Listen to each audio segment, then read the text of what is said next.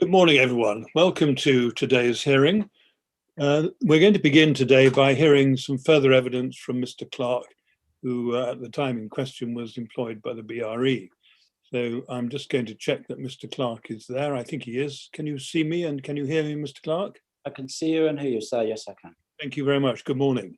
Good morning. Before we resume your evidence, can we just run through the usual housekeeping checks? Can you confirm that you're alone in the room from which you're giving evidence? I can confirm that, sir, yes. Thank you. Can you confirm that you have no documents or other materials with you? I can confirm that, sir, yes. Thank you. And can you confirm that your mobile phone is in another room and that you don't have any electronic device in the room with you, which is capable of receiving messages? I can confirm that, sir, yes. Very good. Thank you very much. Well, the arrangements are essentially the same as they were yesterday. I don't think I need run through them. Oh, that's fine. Is there anything you'd like to ask before we carry on? No, I'm fine, sir. Happy to carry on. Thank you very much indeed. Right. Well then, Mr. Millett, when you're ready. Yes, Chairman, thank you very much.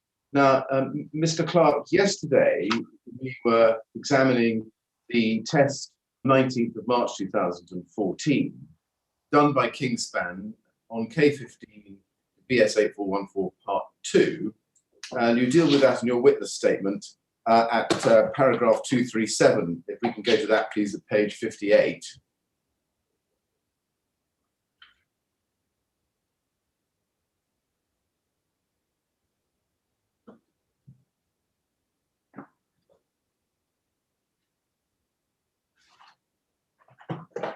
And you say there, at paragraph 237, my recollection, which is supported by my review of the test video footage, is that I informed the test sponsor of the potential for flaming above the test facility having occurred at 2411 due to excessive flaming over the surface of the wing wall. However, this flaming subsequently reduced as a note at 2421 records, flames over the surface of the panels died back. You've exhibited the document. Now we're going to watch some of the footage from that test now, and I've got some questions for you about it. Before I do that, I'd like to ask you about the criteria for the early termination of a test under BS 8414 Part 2. Can we go first, please, to BSI 6097?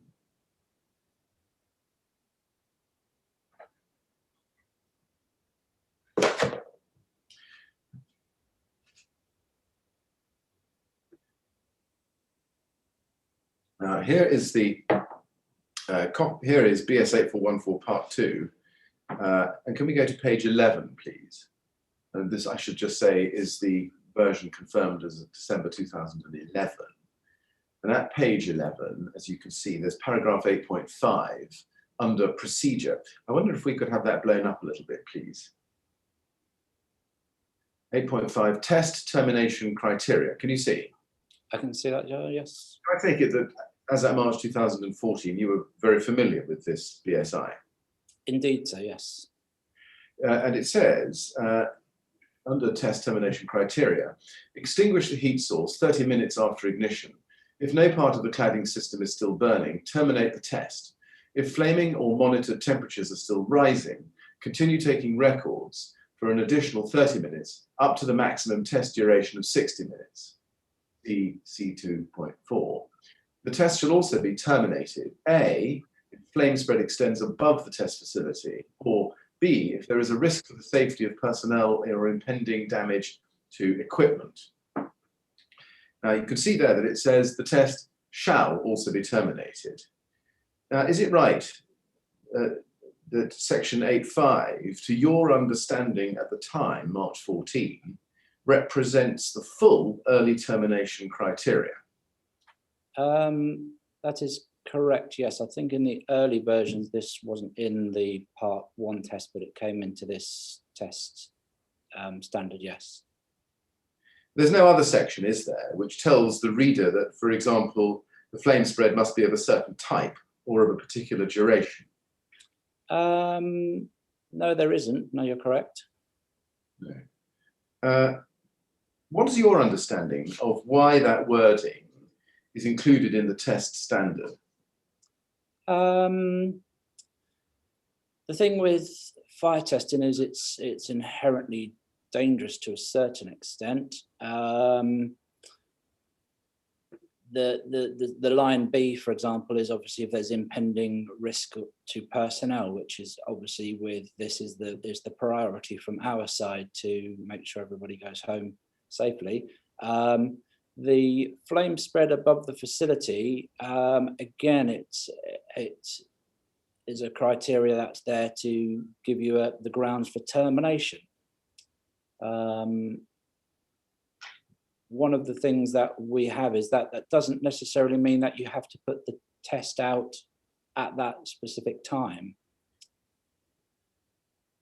When you say put that test out at a specific time, do you mean extinguish it or terminate it? Yes, yeah. One of the issues you can have is if you have early termination, it doesn't necessarily show up on the thermocouples for the period of time that is required to actually fail the test on its temperature criteria. So to a certain extent, I would work to the B section in that, the risk of personnel and impending damage as my main criteria for terminating. And then once the test was completed, the test would officially be terminated following the review of the data. So if we felt that the data was such that it hadn't passed, then it was terminated at that point. There are a couple of things in there I just want to explore with you. Just the first is you say once the test was completed, the test would officially be terminated following the review of the test data. I'm not sure I really understand what you're saying there. Are you saying that there would be an official declaration of termination after the test had been stopped? Yes. Based on the data that you reviewed? Yes, and the review of the video, that's correct, yes. You're not saying that you would only terminate the physical test after having reviewed the data. That would be ridiculous. No, that's correct. Yes, you're right. Yes. Let's clarify that. But going back to the first part of your answer, you just told us that to a certain extent, I would work to the B section in that, the risk of personnel or impending damage. Just going back, if we can, please, to the standard. Do you accept that the mandatory requirements for termination are one of two? Either if the flame spread extends above the test facility, or if there's a risk of to safety, or both at the same time. Yes, you're correct in that regard. Yes. And why was it essential that the test be terminated if the flame spread extends above the test facility? In other words, what's the purpose of A? It's a mark of performance to a certain extent. You don't have the choice, do you, to ignore A and go with B? There is, to a certain extent, some, I wouldn't say leeway, but this had always been common practice from day one. Every single test I've ever performed with me or other people, that has always been the way, and it carried on in that regard. It doesn't mean that the test would then subsequently go on and pass, if that's what your interpretation I might get from that. You said in answer to my question that A is a mark of performance to a certain extent. What do you mean by that? What is, in a different way, what's the purpose of the British standard containing a mandatory requirement for termination if flame spread extends above the test facility? It means that the test, the sample cannot be classified because you've terminated the test. I understand that. That's a great respect a circular answer. What I want to know is what's the scientific reason for the British standard requiring termination of the test if flame spread extends above the test facility? Because it's the test, the flaming on the sample is bound by the top of the rig. Yes, I understand that. What's the problem with flames going above the rig that requires termination? In terms of the test, the problem is that that's in the test. That's what is mandated in the test. You're right. There's no problem in terms of what we did in practicality for that. I think we've never failed or passed something that hasn't subsequently been reviewed, and then the test has said, look, at that point, even though we haven't stopped the test as in extinguished it, the test has officially terminated at that point. Mr. Clark, let me have one more go. What I'm really trying to get out of you here is your understanding of the scientific rationale for A, the scientific rationale behind the requirement that the test be terminated if flame spread extends above the test facility. What is that? It's indicating that the performance of the system is poor enough that it has exceeded the bounds of the facility. Right. There's no more than that, is it? No, that's no.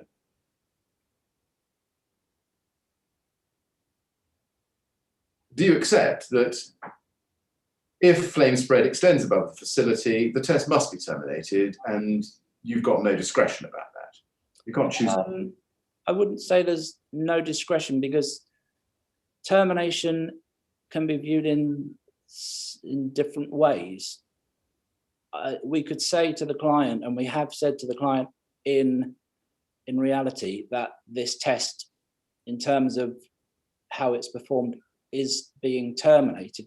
We've said that to the client, that the test as is at the moment is being terminated, but because they don't necessarily always understand the mechanisms of things, we do and have and always have in the past, if we deemed it to not be unsafe, we would allow that system to carry on burning, so that knowledge could be gained from how it performed in other ways. And that has always been the practice that I've always done. It's always been with every other person that's ever run tests in the whole of my career. So is it your evidence that the BRE would not apply the mandatory criteria of 8.5a, but apply a discretion as to whether to apply it or not?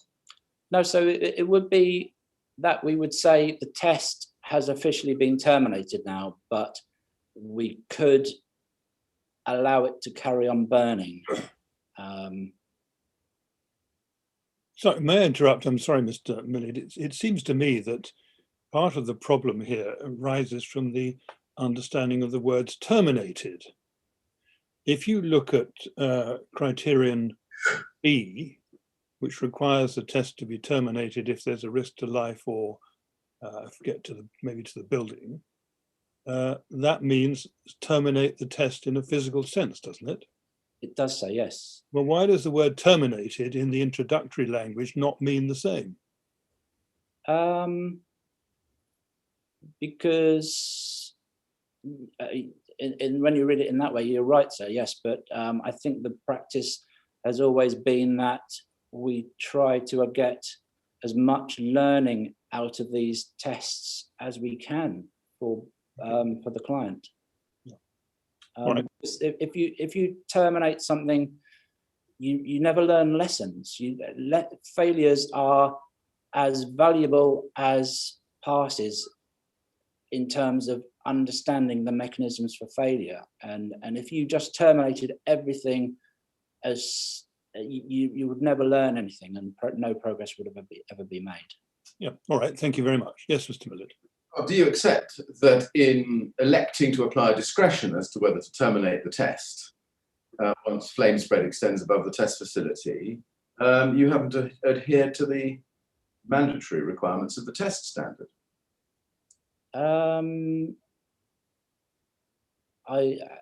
It's never been pointed out to me that that's the case. No, because I asked you, do you accept that in applying the discretion, you are deviating from the mandatory standards of the, required by the BSI standard.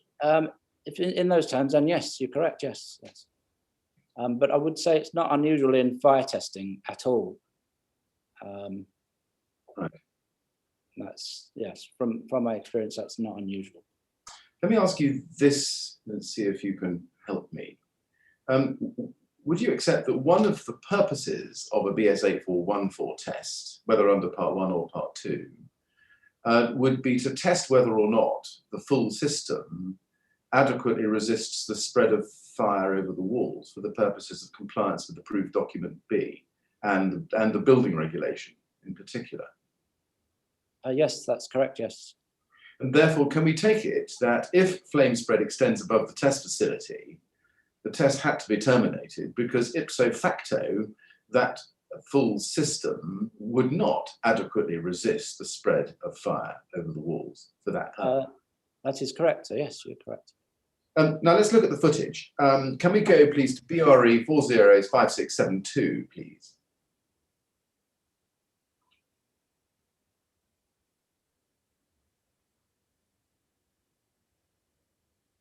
And I'm reminded that I should give a trigger warning here. There will be fire shown in the video.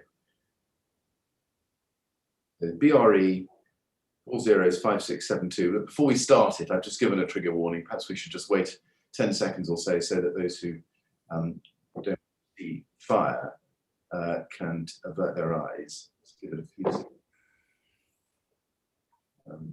Now, just before we started, I can ask a question. This is a section of the footage recorded by your head camera of the test carried out on the 19th of March 2014 on K15 and Trespa HPL, isn't it? That appears to be, yes. You've been given an opportunity to review this, haven't you? And the inquiry's transcript. I have, so yes. Now we can start the video at, please, 3 minutes. This clip. This is about 24 minutes into the test. If we can start it at 03.00 and please play to end.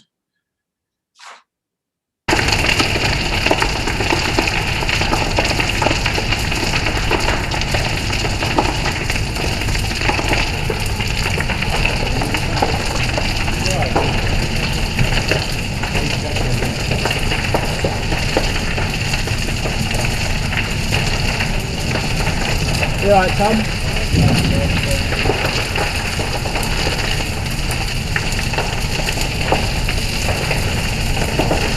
Right.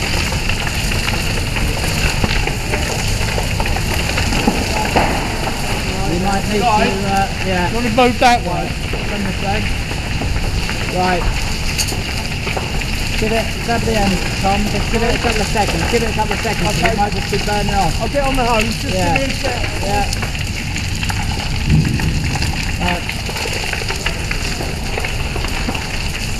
That's all right.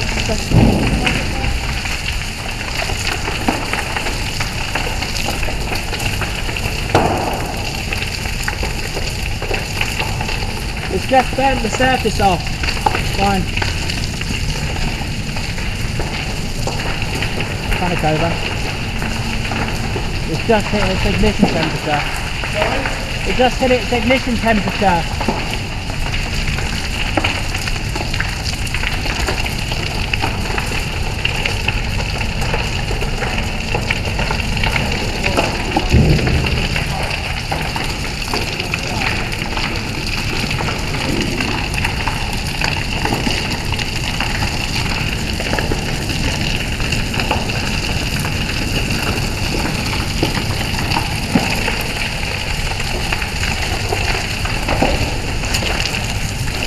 Still all right to me. You'd like to say?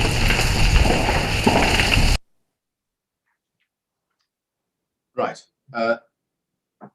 Mr. Clark, can we now look, please, at the transcript of the conversation we could hear fairly well, actually, on that video and audio.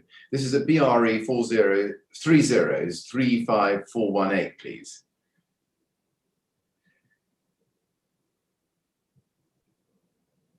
And I'd like to go, please, to page 6 in that exhibit.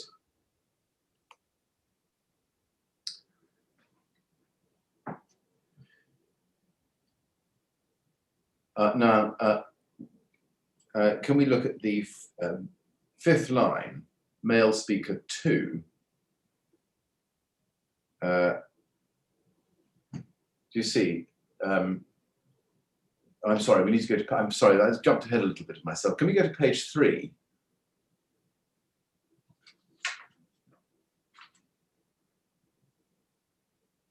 I do apologise, page 3. And on page 3, in the fifth line down, you've got male speaker 2.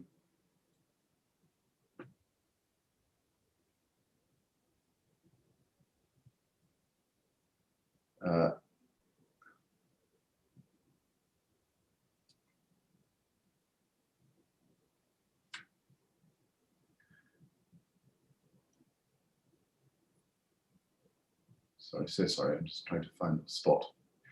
I think it might be slightly further down.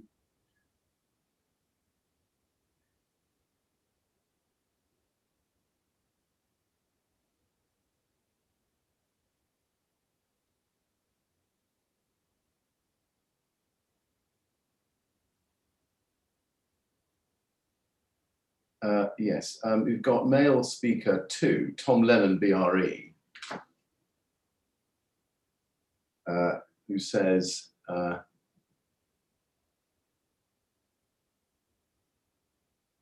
so sorry about this, I've lost my place completely. Male speaker 2, it says, Tom Lennon, BRE, inaudible, see the inaudible thermocouple wing sticking right out. Phil Clark, it's you, male speaker 1, where? Tom Lennon, first inaudible thermocouple up on the wing wall. Phil Clark, oh yeah, it doesn't make any difference. Yeah, no, it doesn't. And then it goes on. I just want to show you a little bit further down.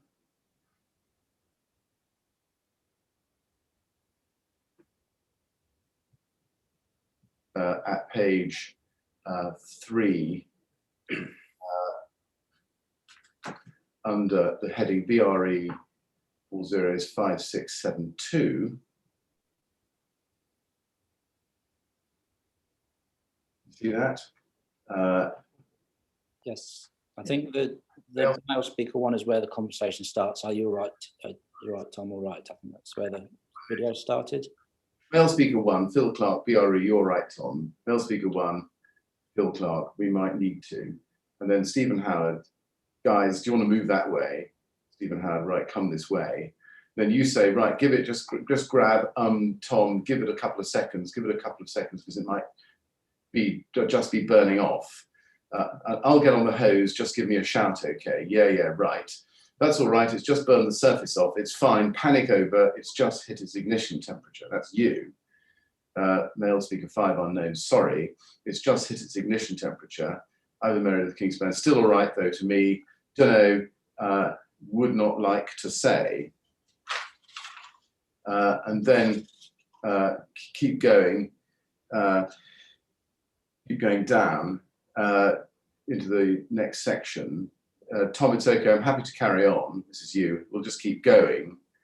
And then Tom Lennon says, we'll give it another 5 minutes unless you say otherwise. Yeah, no, it's all right, it's calmed down, it's warm, isn't it? I think this bit wasn't on that video, as far as I'm aware. No, that's probably right. And then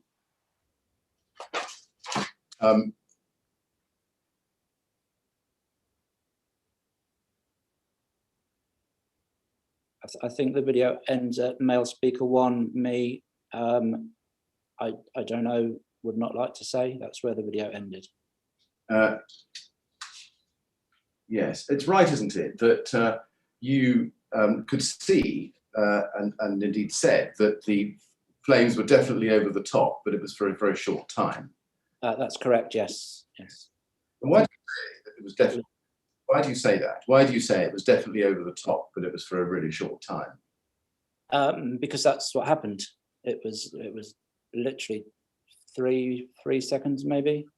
We can see this at the bottom of page 5 in from another clip, where you say got a feeling it might be quite short-lived. It just flashed over the surface there, didn't it? Yes. Yes.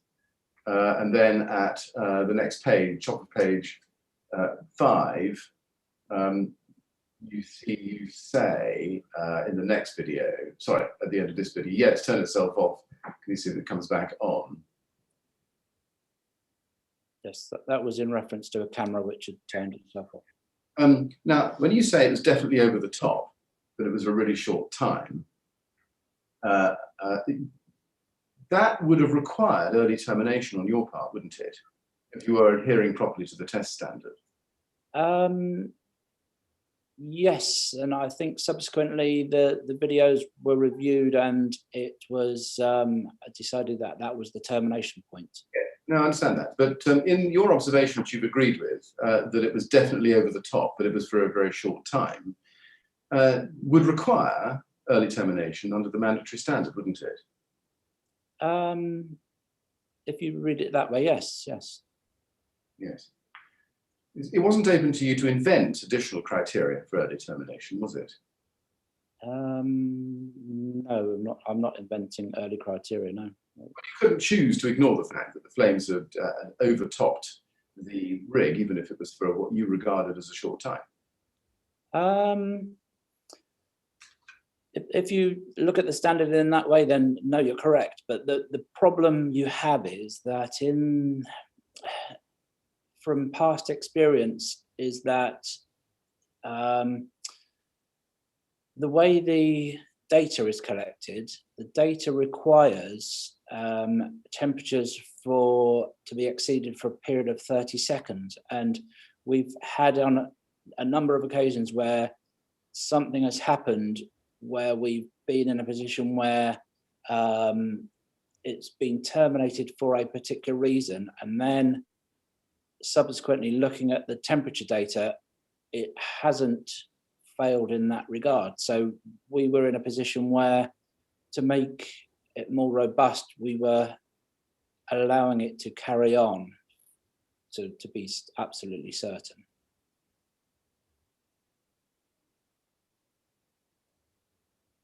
And that had always been practice throughout my career with every person who had ever done tests I've done tests with, or with anything that I'd ever done.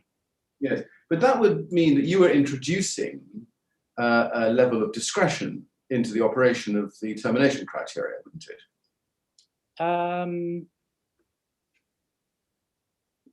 If you put it that way, to a certain extent, yes. And that's not allowed under the BSI, is it?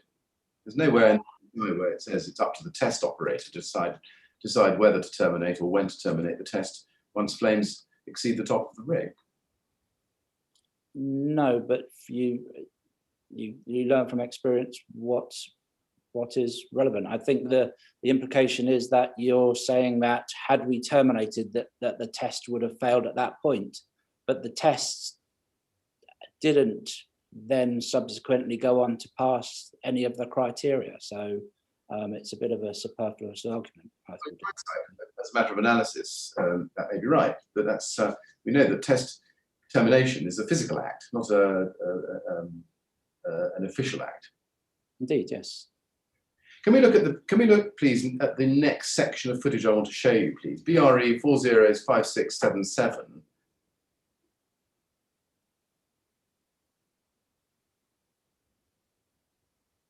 And I'd like the video to be played, please, from 0.25 to 4.48. This is a long section, I'm afraid. It's about 4 minutes, but if we can please play that.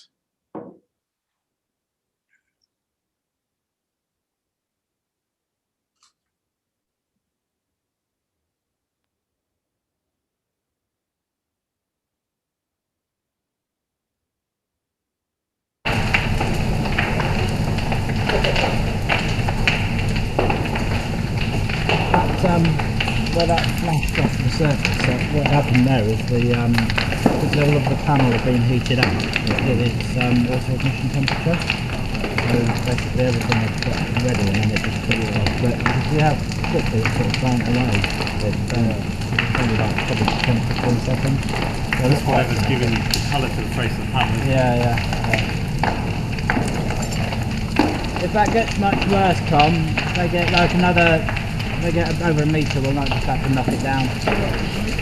It's only banging on that beam at the moment, but There's a lot of inputs going up there, I don't know quite what it is. there's no practical dampening on that, it's all shut down on that side. Nothing's going to go out.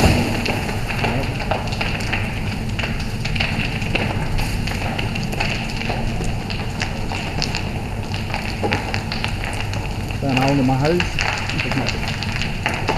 You will next. Looks like it.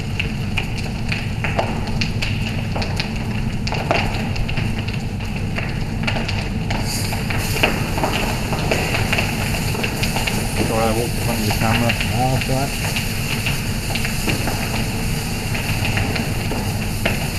So, can it fail? If it is considering if it passed during the 30 minutes, can you fail it if it's getting up there now? Yeah. What does it have to do though? What's the Depends about what, you just have to call it a danger or something, is it? it says the standard says I can tell exactly what it says. I've got a copy here.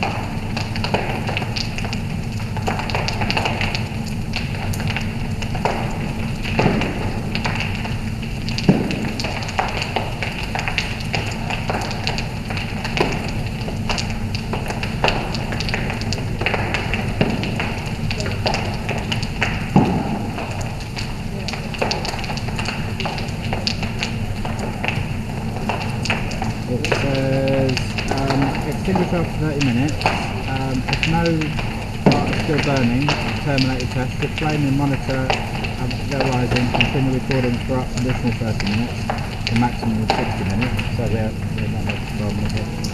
The test cell will be terminated if flame spread above the test facility or there is risk to personnel intending damage to equipment. So Flame spread above the test facility. yeah. That doesn't mean the burn will burn a hole in the roof. Are you saying it went above there?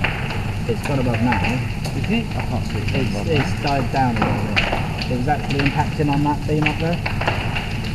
But is that actually, is that available Well, though? I'm yeah. On the fence? I'm on the fence at the moment, but it hasn't got any more than just impacting onto that beam really.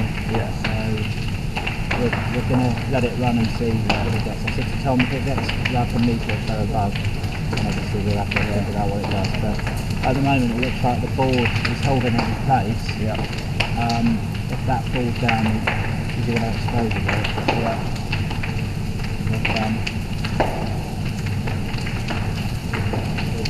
But it's also what that Flash did. flash did, yeah. Because it was definitely over the top on that.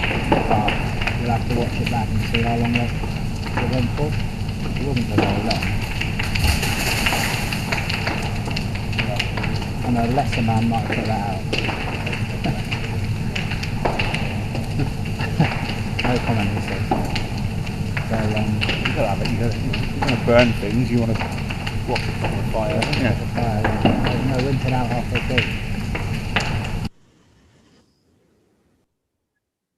Right, that was a bit long, but we have the transcript here and I'm going to take you through that now. Can we please go back to the transcript, BRE 3035418, and I'd like to start please at page 9 in that, under the bold heading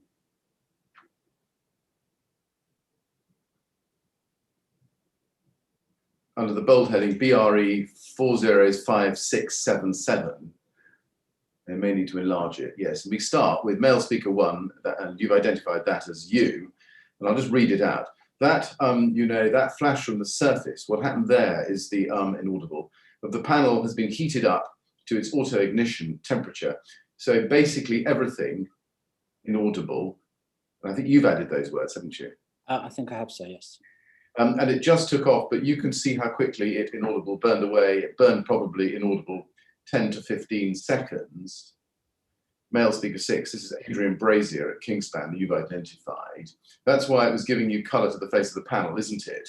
And you say, yeah, if it gets much worse, Tom, if they get like another, like if they get over a metre, we might just have to knock it down, banging on that beam at the moment. But then Tom Lennon says, there's a lot of embers going up and over. You say there's no, Tom Lennon, I don't think it's going to go out. Oh, there you go, look. You say, got a hole in my hose. Sorry, I walked in front of the camera. You say, that's all right. Ivor Meredith says, so can it fail if it, assuming it passed in during the 30 minutes, can you fail it if it's getting up there now? You say, yeah. He says, what does it have to do though? You say, flames above. What, you just have to call it a danger or something, does it? You say, it says, the standard says, and I could pull it up, what it says, got it here. It says, extinguished after 30 minutes. If no parts still burning, terminate the test. If flaming, monitor and temperature still rising, continue recording for up to an additional 30 minutes, a maximum of 60 minutes. So we're inaudible.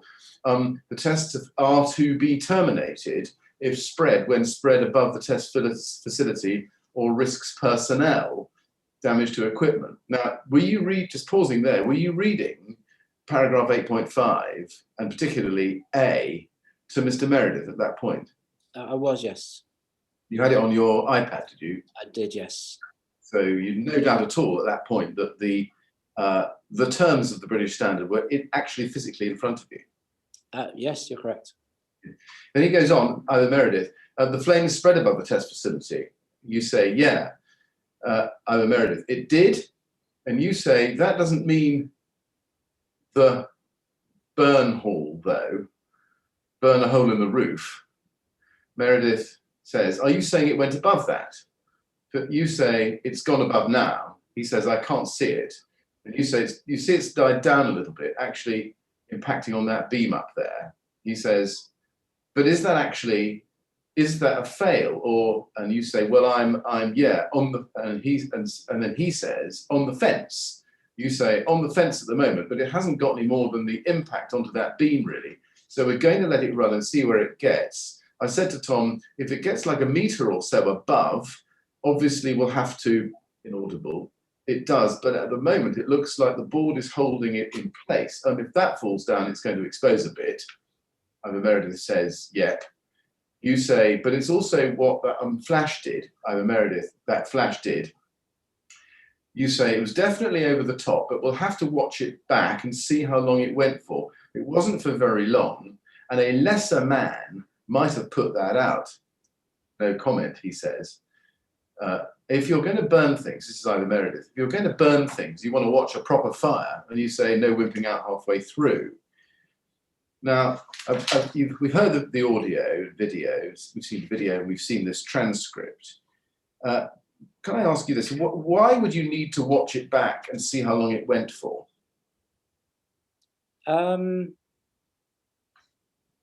Because it's ultimately it's not my decision to whether it will be pass or fail. So that's, again, I think we said this yesterday.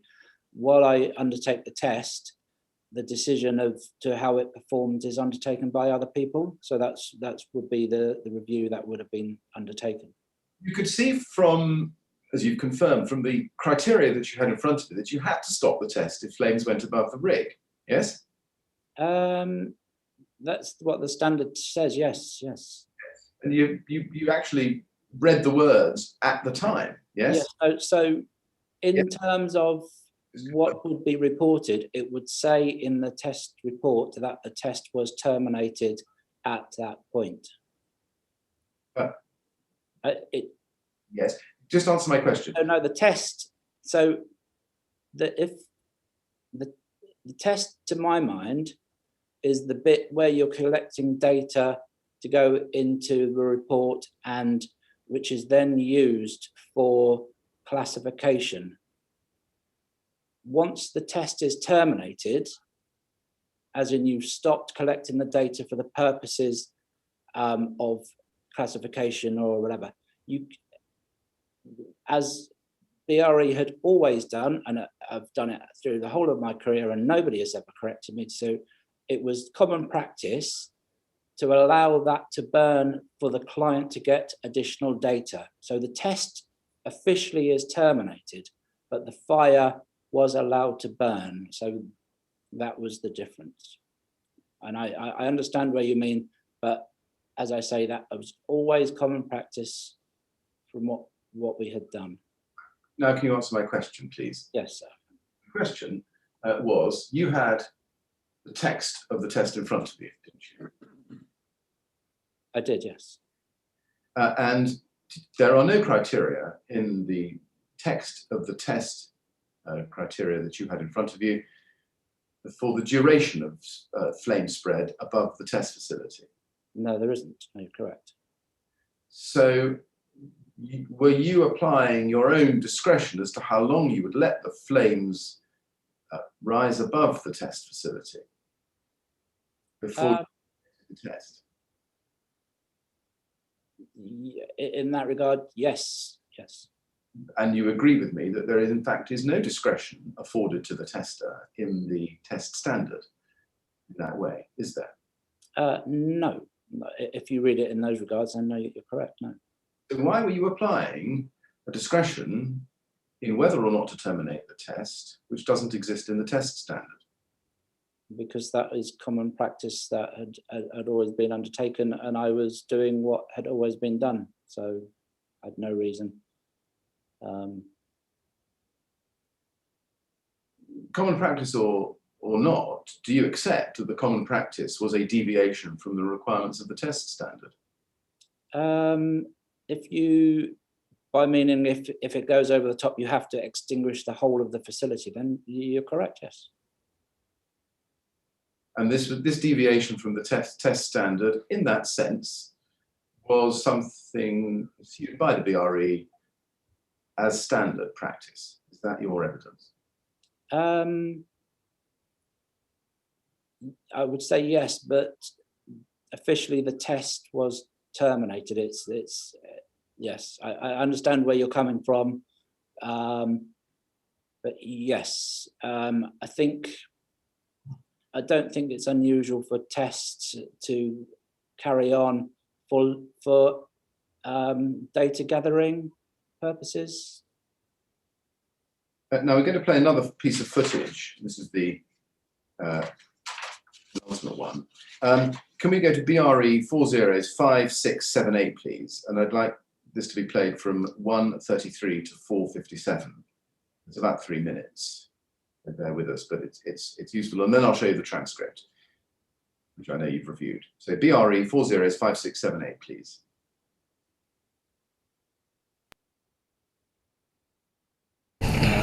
But there's a transient flame. Yeah, that's right. It's not the actual test facility on fire. Yeah, but it doesn't say what sort of flames, it just says flames. So I think I'm involved in the rewrite, so I might have to clarify that. Just put green flames or something like that.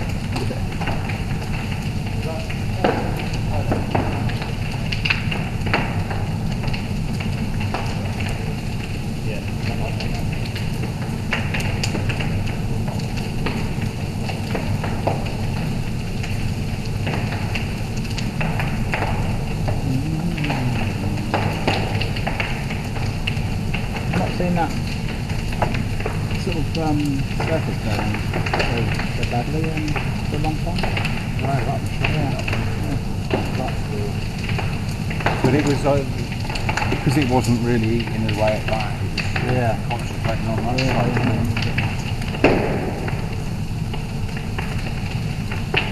But that shows you why they put the ring warning. Pushes it. Yeah, pushes it and heats it up.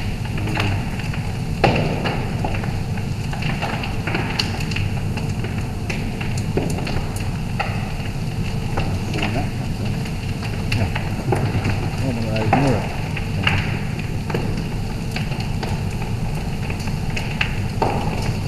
So my frame will be good for another one then. things.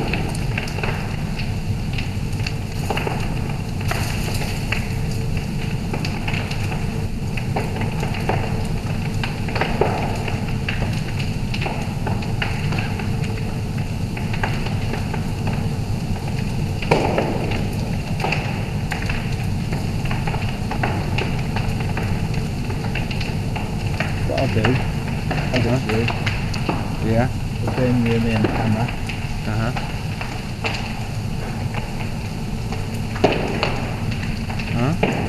Flames above the ridge, I will put.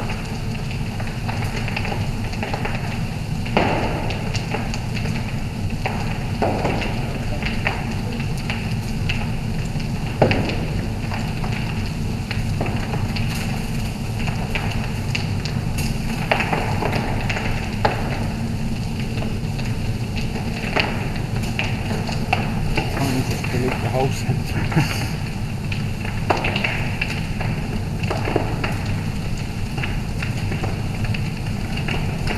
I will put.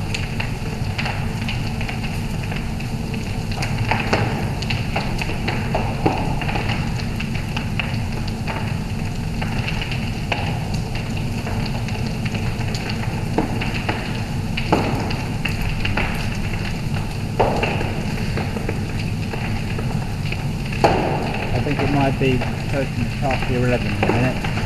Looks like that ball's just about it.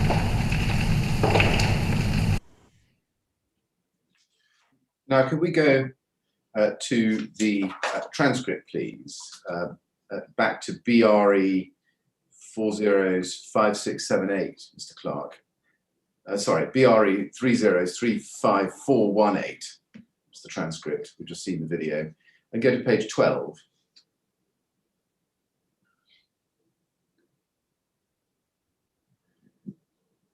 And if we start at the top of page 12, we can see male speaker 5, second entry down, Ivor Meredith Kingspan. He says, but they are transient flames. Can you see that? Yes, I do. And then you say, yeah, that's where I'm sort of. Meredith, it's not the actual test facility on top of that, but it doesn't say what sort of flames, it just says flames. So I think, Meredith, I'm involved in the rewrite, so I might have to clarify that. You just put green flames or something like that. I'm not seeing that sort of surface burning so badly for a long time. Meredith, inaudible because it wasn't really eating away at that. It was sort of concentrating on that side. That shows you why you put the wing wall in, because it, Meredith pushes it. Heats up. Sorry, heats up. And then there's some inaudibles. And then Meredith, inaudible frame would be good for another one, then that'll do, between you and me and the something, camera, flames above the rig, I will put, and he writes, you write, Meredith, can't you just delete the whole sentence? I will, something, writing, and you're writing down. I think it might be, and then there's inaudible. In a minute, it looks like that board just collapsed in. That's right, isn't it? Just reading that. It's right, the BS 8414 doesn't actually give you any sort of specification about what sort of flame spread above the rig should lead to termination or not lead to termination. No, you're correct. Yes.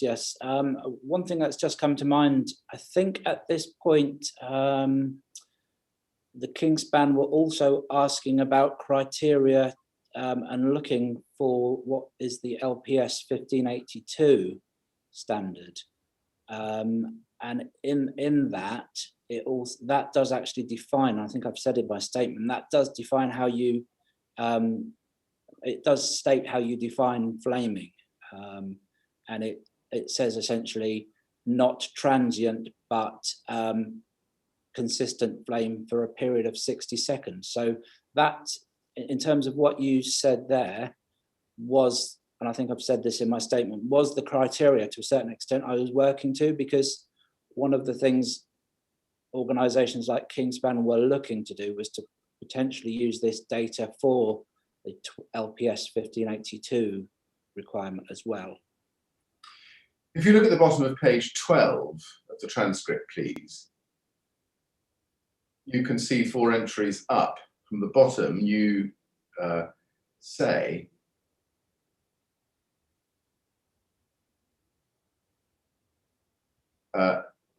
between you, me, and the inaudible camera.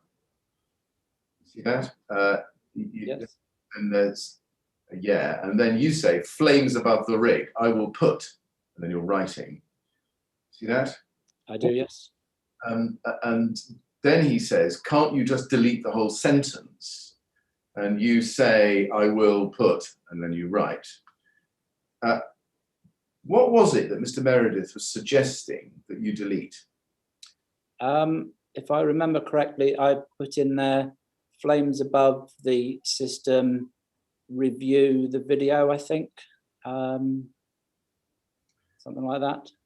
Say, if I remember correctly, have you refreshed your memory? I think I've seen the text, yes. I think that's, if I recall correctly, that's what I put. What text? I think it's in my statement somewhere, I think. Sorry, are these notes? Yes, because this subsequently went on to be disputed. As part of the dispute, all of this footage was reviewed, and the text of that is in this statement here as part of that. Right. Just to be clear, your notes that you were making at the time, were they preserved? Yeah, they've been given as far as I'm aware. Did you review them for the purposes of your statement? I did, yes. Yes. We may have to come back to that. But what were you writing down? As I've said, I'm sure I put flames, transient flames or something above, review the video or something like that. And did you delete or make the deletion that Mr. Meredith asked for? No, I didn't know. I think it was just him joking. Right. Right.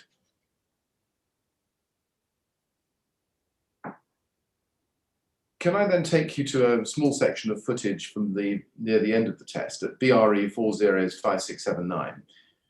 And can we please start that at 4.20 and then play that to the end?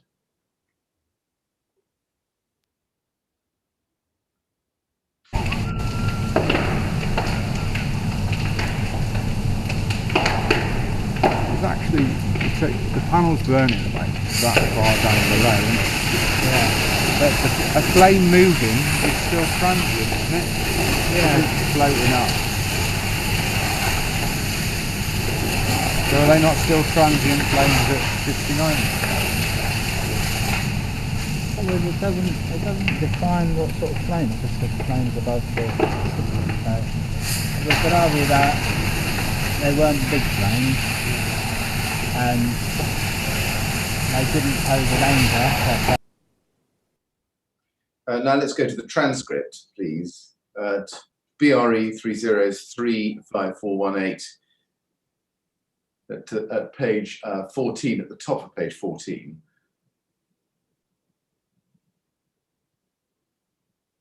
At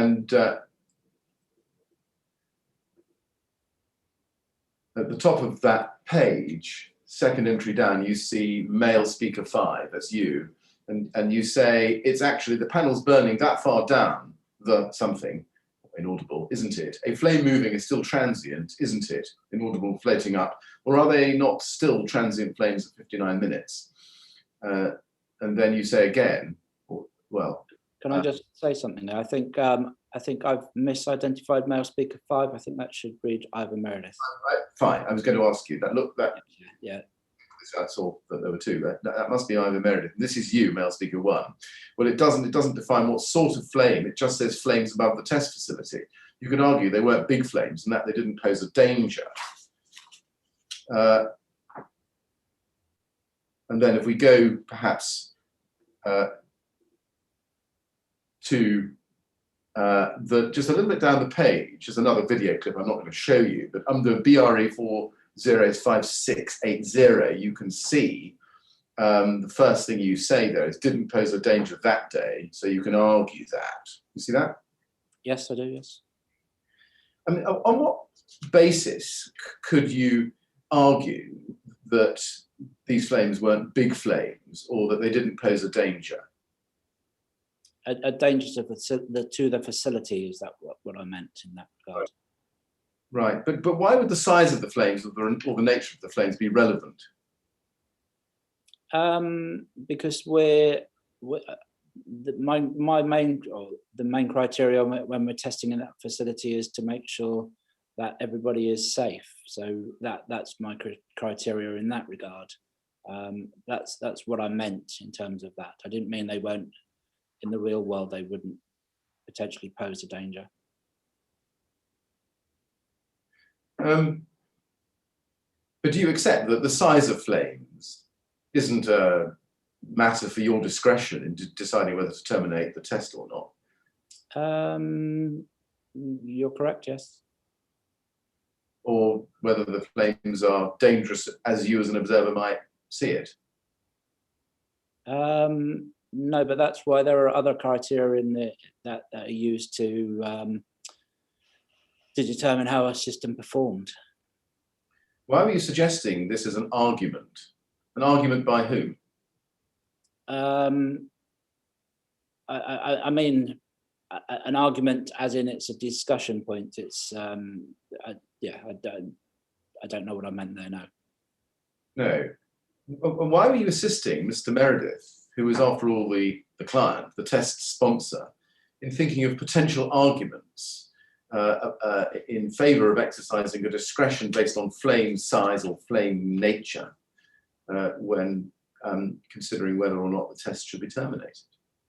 I don't think that's how I meant it. So it's not his decision to argue or otherwise as whether the test is terminated or not. That's ultimately the decision falls with BRE, and my understanding is that the test was deemed to have been terminated, although the flames themselves weren't actually extinguished. The test was deemed to have been terminated at 58 minutes, which is reflected in the report that was issued. When you say you can argue, did you mean one could argue? What? Sorry.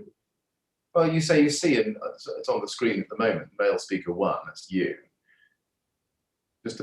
Yes, I understand what I mean. Yes, one could argue, not you personally, yes. Still, you're presenting to the test sponsor arguments that you considered to be sound about why the test shouldn't be terminated based on flame size, weren't you? If you read it in that way, but no, that's not how it was meant, no. Why was there any discussion about any of this? Why didn't you simply terminate the test on the basis of the flames that overtopped the rig? End of story. Because that's, we work with people to get as much information as they can. I think if, like I said earlier, if you just start terminating tests in that regard, then you never learn anything. You never learn how things perform in the real world.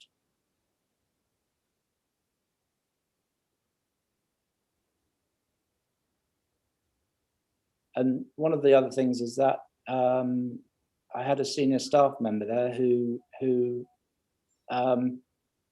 hadn't said you need to terminate the tests here, and this was common practice. Can we go back to the bottom of page 12, please? And that's something in relation to the previous audio. And there's something there that I don't think I completed my questioning on. If you go to the bottom of page 12, you can see that 4 lines up, I put to you, between you, me, and the inaudible camera. See that? Yes. It says, yeah, and then you say, flames above the rig, I will put, and then you're writing. He asks you to delete the whole sentence. And then at the top of page 13, you say, I will put, and then you're writing.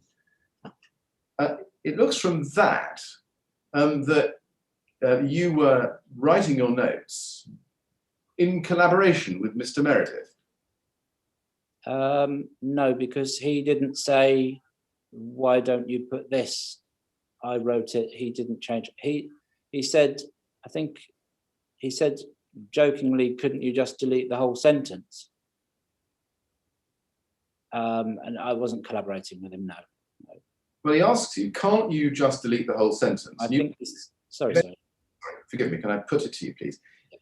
He says, can't you just delete the whole sentence? You say, I will put.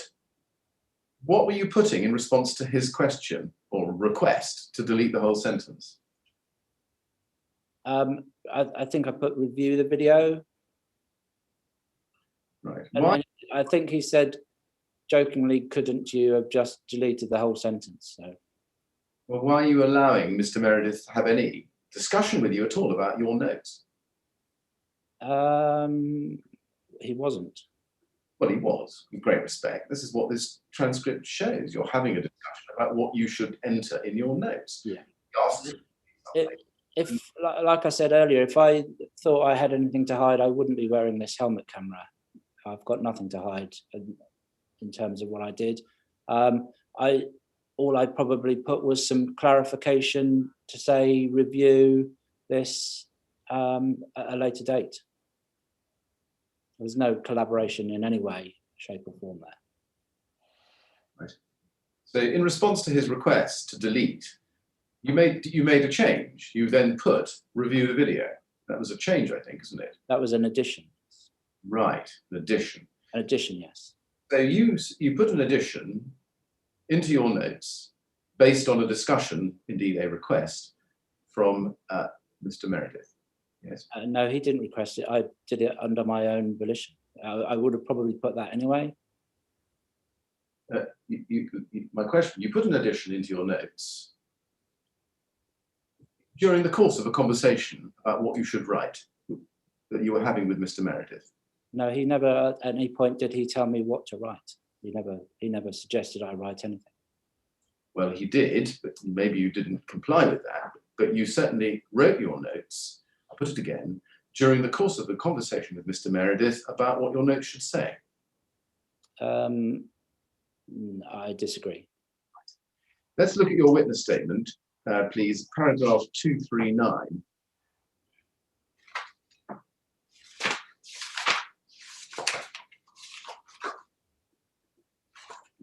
Page 59, and you say subsequent examination of data indicated that regardless of the presence of observed flaming over the test facility, the temperature was still rising on the external face of the facade and within the cavity after the nominal 30 minutes termination time for the crib.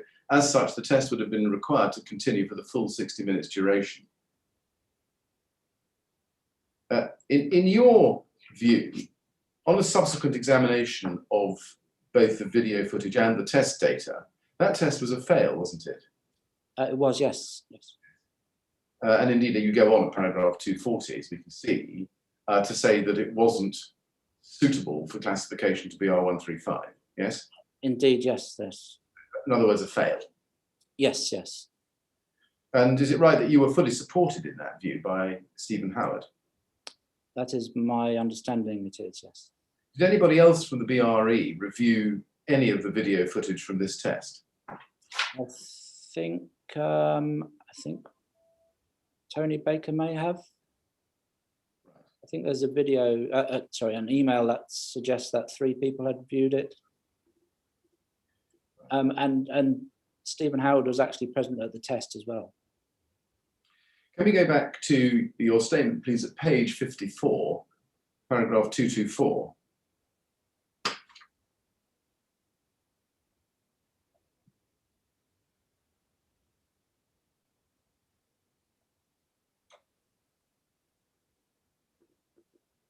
And you identify a dispute, an exchange, which led to Kingspan's dispute being escalated and treated as formal complaint within the BRE, ultimately dealt with by BRE's compliance team. Can we look at the complaint summary, which is at BRE 15636.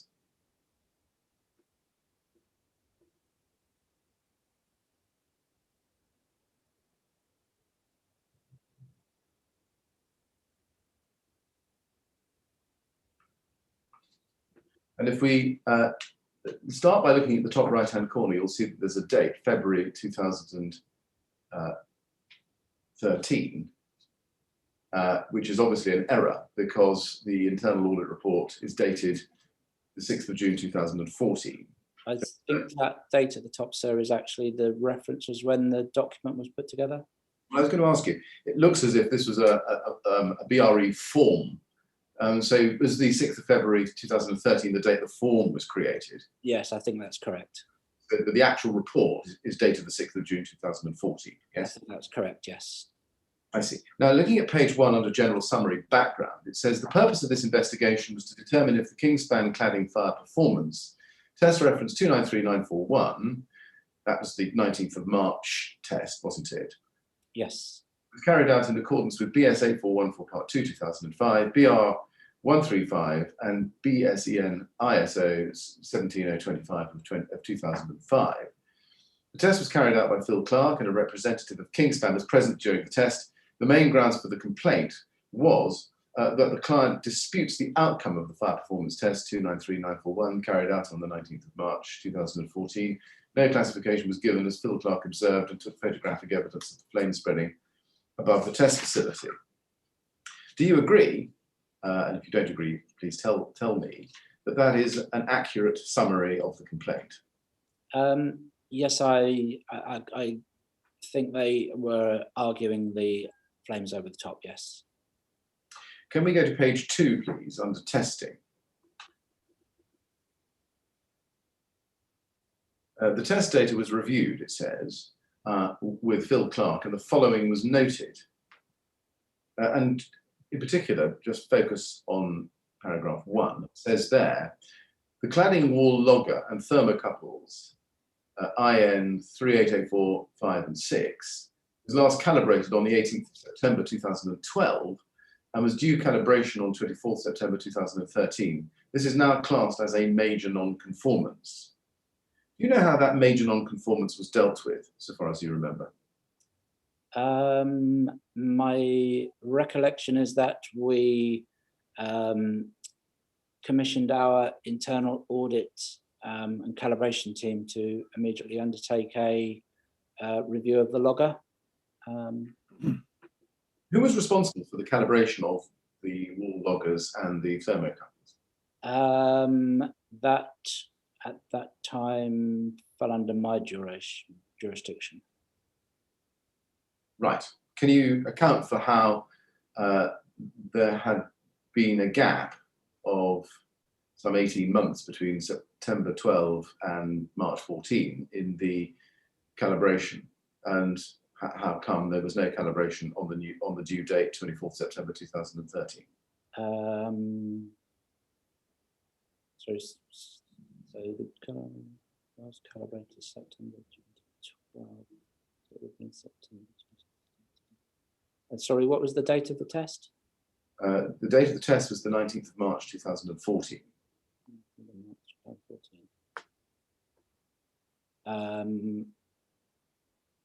No, I can't.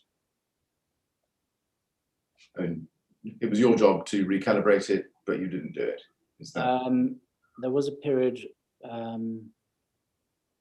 from March 2013 till about May 2013, while I was off with long-term sick. But I can't account for the other period of time. It was on occasions very difficult to get the our internal chap to come down, and because of his workload as well. But I can't account for that necessarily, no. Other than the absence from the office due to long-term sick. That absence from the office wouldn't explain why there was no calibration on the 24th of September 2013 or thereafter, would it? No, not necessarily, no. What effect did you understand that this non-calibration had or could have had on tests to BS 8414 carried out since the last calibration date and particularly the September 13 calibration date? If it had been picked up by for example, UCAS, they would give you, they would note it, and they would give you 7 days to get it sorted out. And I think in this case, it was checked and it was found to still be compliant. There was no issues raised. So even if it was done, this was done by an external auditing organisation, they would give you the that period of time to rectify it, and then you would need to demonstrate that it had no detrimental effect to the readings. So are you saying that in fact there was a review of all the thermocouple data since the 24th of September 2014 and before the date when it was checked, and all the results were checked again and re-verified? Is that what happened? That's my understanding, yes. How do you understand that? What's the source of your understanding? That would be the process. As far as I can remember, that the logger was definitely recalibrated, and the checks were done. I can't remember by whom. I know who would have undertaken the calibration, but I don't know who else would have checked the other stuff. Was the check on the historic thermocouple and wall logger figures between September 2013 and the date when the verification was done carried out internally or externally? It would have been done internally, yes. By whom? We had a gentleman who worked in the calibration team, a gentleman called Steve Wright. And would there have been a report? Yes, it would have gone into the system, yes. And in that case, I think somewhere in my witness statement that I kept a file of calibration certificates, and they were also kept electronically on the BRE central system. Right. Well, I don't think we've seen those, so I think we need to see those. Did you yourself review the report in order to satisfy yourself that, notwithstanding the failure of recalibration of either the wall logger or the thermocouples, the data that was produced by any tests was not materially inaccurate? I can't recall specifically doing that, no. No, well, was it not your job to make sure that, and to satisfy yourself that the tests that had been done between those dates and reports produced on the basis of the data produced during between those dates were not materially inaccurate? I probably did, but as I say, I can't recall specifically doing that exercise. But I mean, you would remember it because it would be quite an exercise to do, wouldn't it? You would have had to have gone back and reviewed all the thermocouple data, wall logger data for all of the tests following the date when the recalibration was due. That would be quite a substantial exercise, would it not? Yeah, probably then. I probably think it wasn't done then. If I don't remember it, if I don't recall doing it, then the exercise in the way you put it probably wasn't done then. That would be quite a serious lapse, wouldn't it? Because it would mean that you were taking the risk that out there were test reports, classification reports based on thermocouple data and wall logger data done after the 24th of September 2013, which might be materially inaccurate. No, you can tell when there's something wrong with data. No, but you can't tell if you don't look. Yeah, you can. Yeah, you can. You can tell whether there's something wrong with the data if you don't go back and check it. Is that what you're saying? Yes, yes. The thing with the data is, particularly with thermocouples, they either work or they don't. And yes. Well, it's not like a light switch, is it? I mean, a thermocouple is a. They are like a light switch. Yes. They're like a thermometer, aren't they? They measure heat.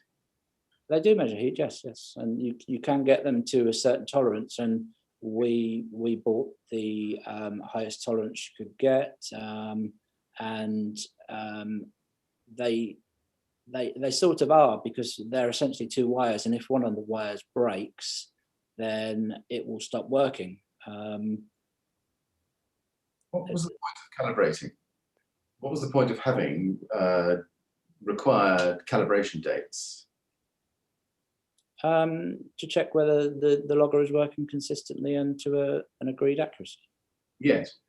And if you don't check that it's working to an agreed accuracy and consistently, then there is a risk, isn't there, that tests done on an unchecked system might be done on the basis of figures that don't accurately and consistently reflect the true thing that the thermocouple and logger are measuring.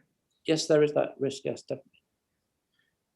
And in order to ensure that that risk had no consequences, it was your responsibility, surely, to, once the recalibration had been done, to check whether or not there had been any material discrepancy between recheck figures and the figures as originally produced by the tests. Yes, but I think what would have happened, and I didn't undertake this test. This you know, obviously the internal audit was undertaken by somebody else, and I was reliant on what their suggestions were and what the actions were to do. My understanding is that the logger was calibrated, was found to have absolutely no errors and was within the standards that it had always been, and no action was recommended from the audit team. So that's the logger. What about the thermocouples? The thermocouples and the logger is part in the same thing. So we would change the thermocouples as when they braked or they stopped working, but they had already come in from the manufacturer with an audit certificate. We used to buy them as batches, labeled batches, and they would come in with a certificate of conformity, and we had them calibrated by the supplier in batches. Mr. Chairman, is that a convenient moment? Yes, I think it is. Thank you very much, Mr. Millett. Well, Mr. Clark, we'll have our usual morning break at this point.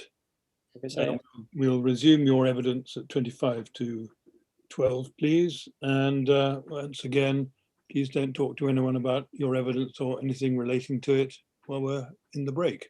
okay, sir. Thank you very much. See you a bit later. Thank you very much.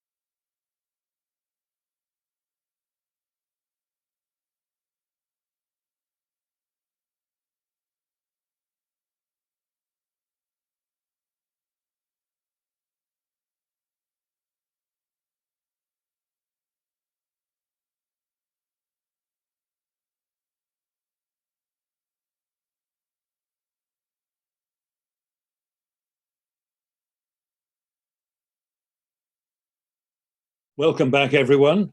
We're going to continue hearing from Mr. Clark. Mr. Clark, can you see me and hear me well?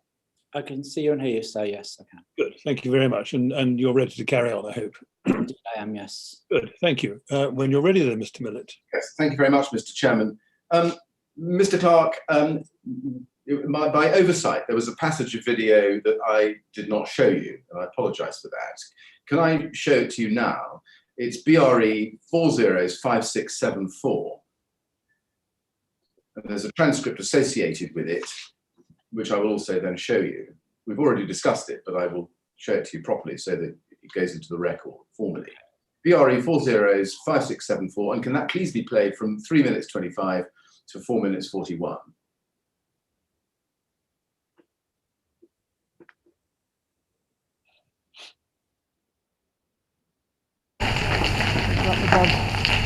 Is there any fire breaks in this? There are, yeah. Horizontal one. Looks like there's a fire break there and there's flaming above it actually.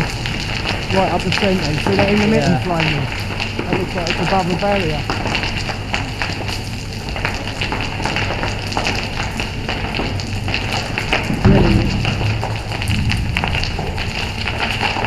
I never saw anything out the top, only the surface, so that might have been short-lived enough not to have... Don't think there's enough energy in this now to get it going.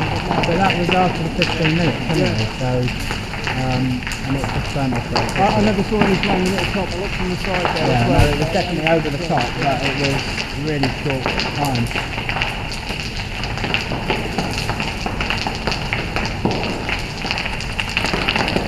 No, GoPro just turned itself off again. We could figure out how we can keep it warm. How cool is it? I think only about a couple of minutes before the end.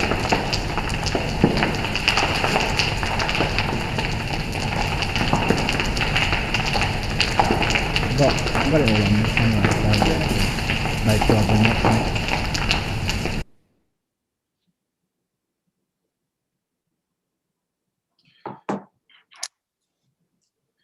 Now, I'd like please to show you the transcript of that video so we can see the audio written down. BRE 3035418, page 6, please.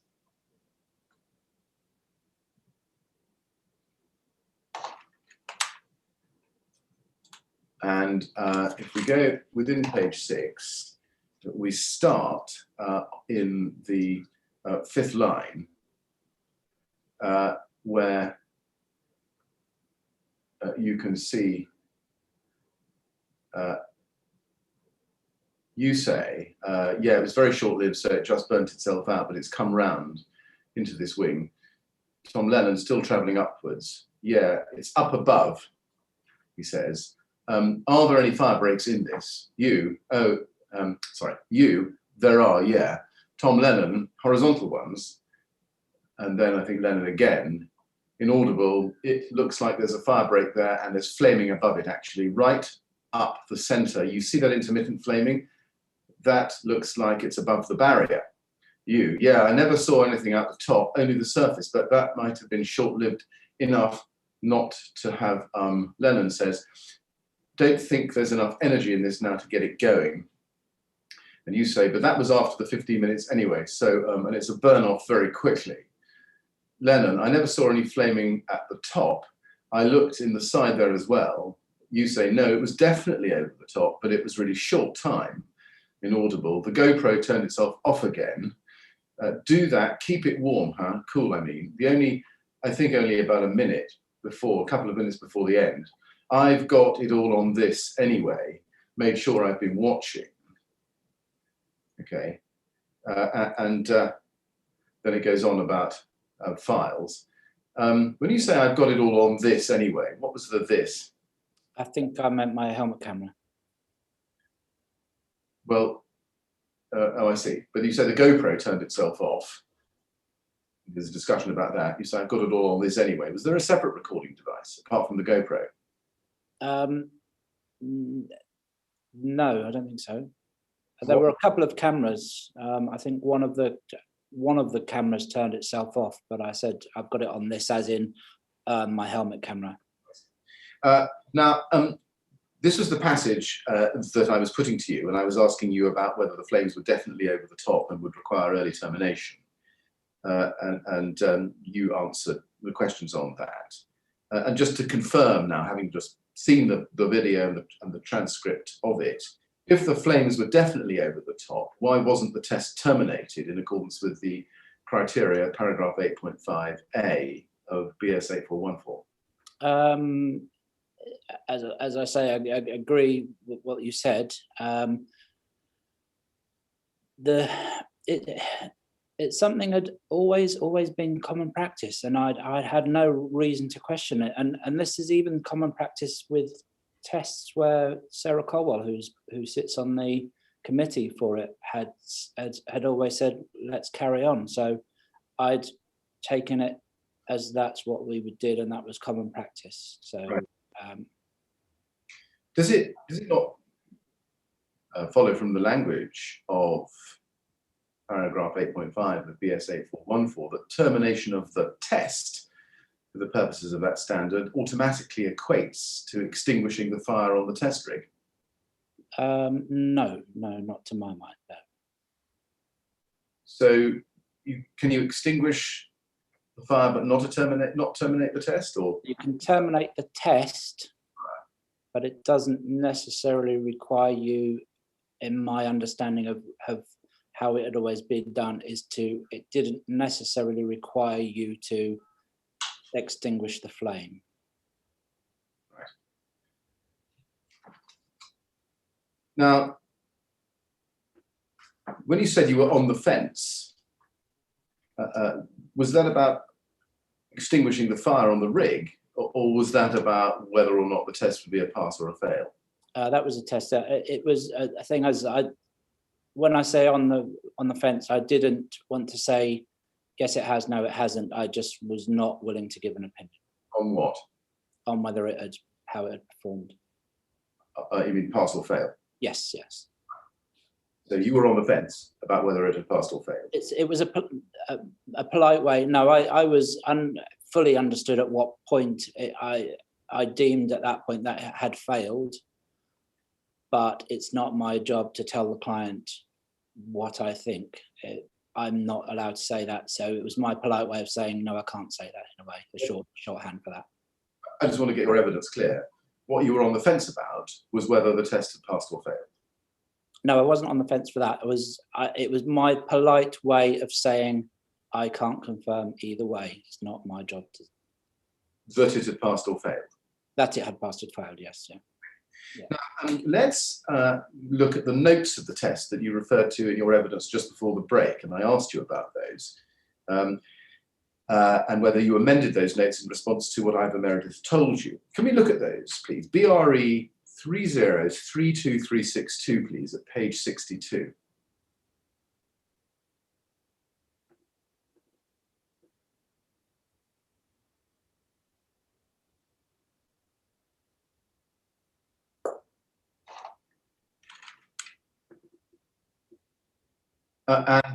This is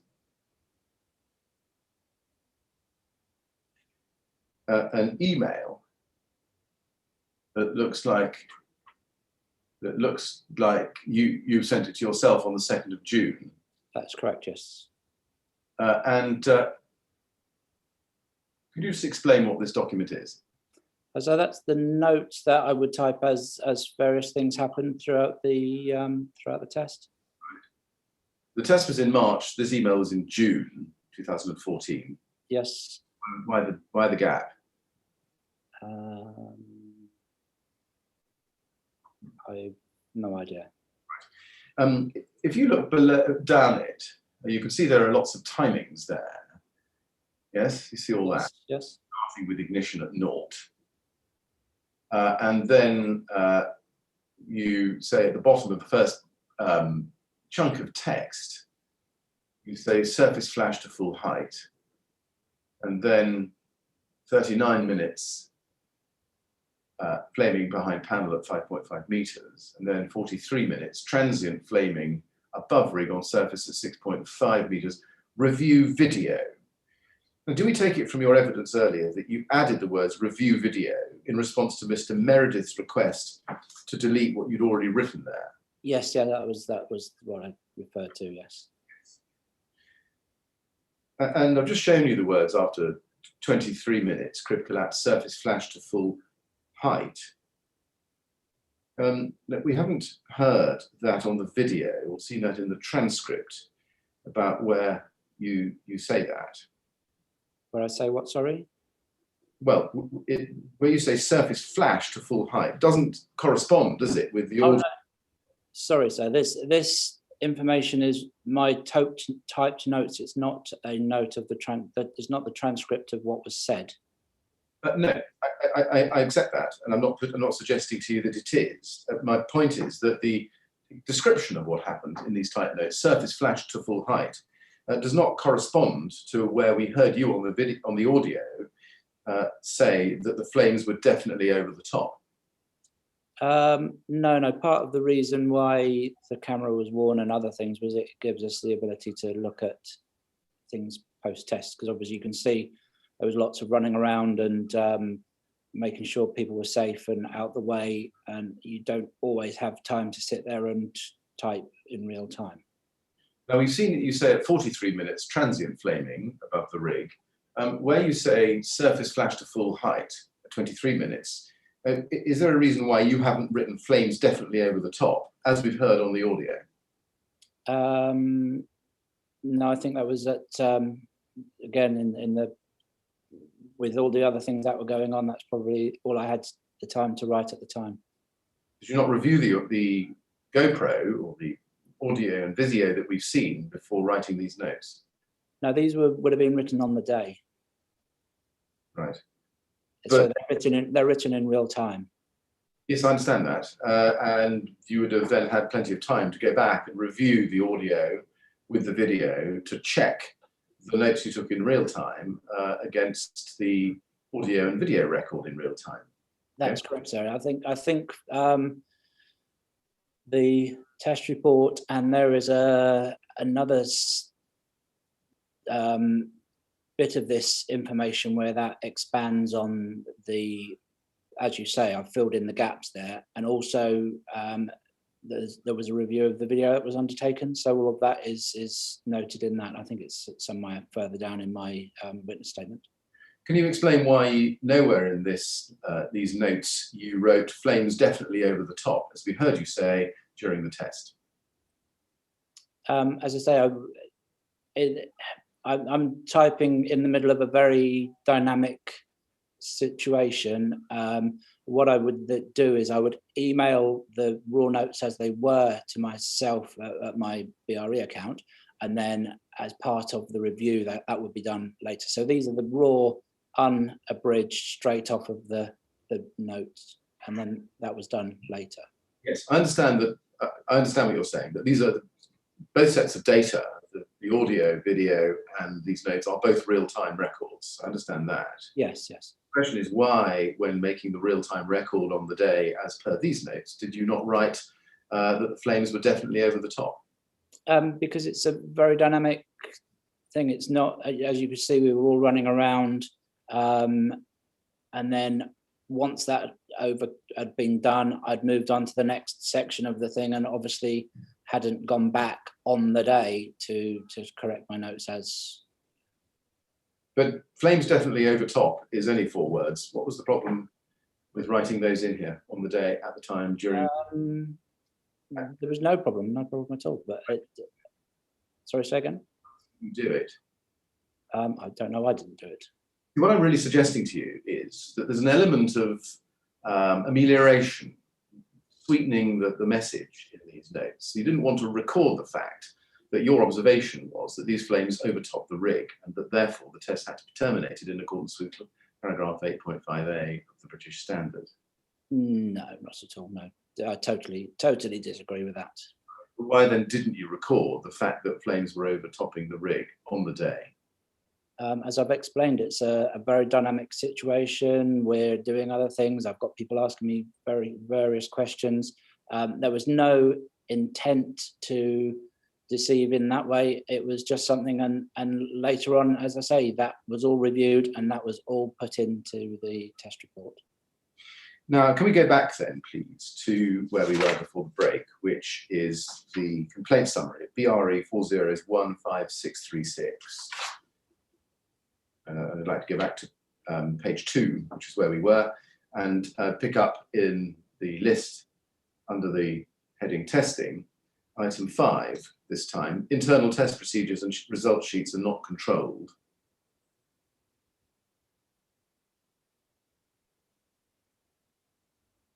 See that? I do, yes, sorry.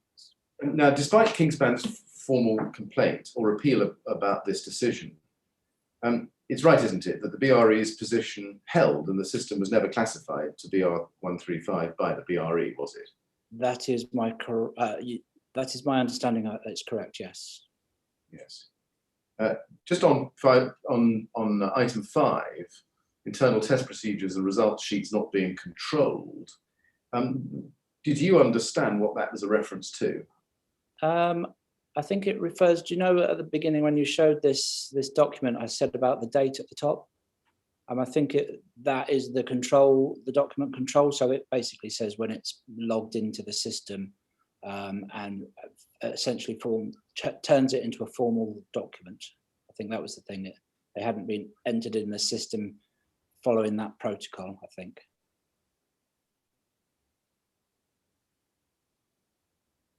If that makes sense. What hadn't been entered into the system? So the document we're looking at here, if you don't mind quickly going up to the top of the page. Right. See where it says BRE Global Forms, Internal Audit Reform. It's got doc number, revision number, date, page 2 of 4 of. I think that was a reference to that. The documents we had and we used didn't have that header on it. That's what that meant. Right. You see, item 5 is despite the failure of the test, as I put to you, item 5 is an observation that internal test procedures and result sheets aren't controlled. And it was what was noted as a result of the review of the test data with you. Could you just tell us what it was that was noted, which led to the conclusion that internal test procedures and result sheets are not controlled? I think that's what I've just explained, is that the documents that we had, they were on the system, but they weren't in this formal control document. So that document number that you see at the top of the page, F036, is what they would be classed as a controlled document. Right. What were they? What was the system for those internal test procedures and result sheets, if not controlled? Sorry, I don't understand your question. Well, in what form were they? In what controlled form? So they were just Word documents, and but they hadn't been formally put into the BRE system, which would have meant they would have got a document number, an issue date and revision dates. I see. Now, we know that a test report was prepared for this test, notwithstanding the failure. Why was the test report prepared for this test? It's a very good question. I was told I had to prepare it. By whom? By Stephen Howard and the internal audit. Did he give you a reason? No. You asked for a reason? No, I don't. And I don't think I was very comfortable with issuing one. Did you express your discomfort to Mr. Howard? I don't recall doing it directly, no. Now, we can look I think, quite quickly at one or two documents on this. Can we go to BRE 3018037, please?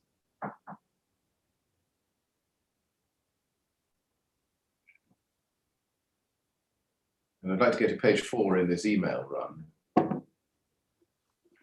This is an email chain between you and somebody called Amaury Cueil, that's how you pronounce it, of Carrier Facades, following another unsuccessful test on a system incorporating K15 carried out in December 2014.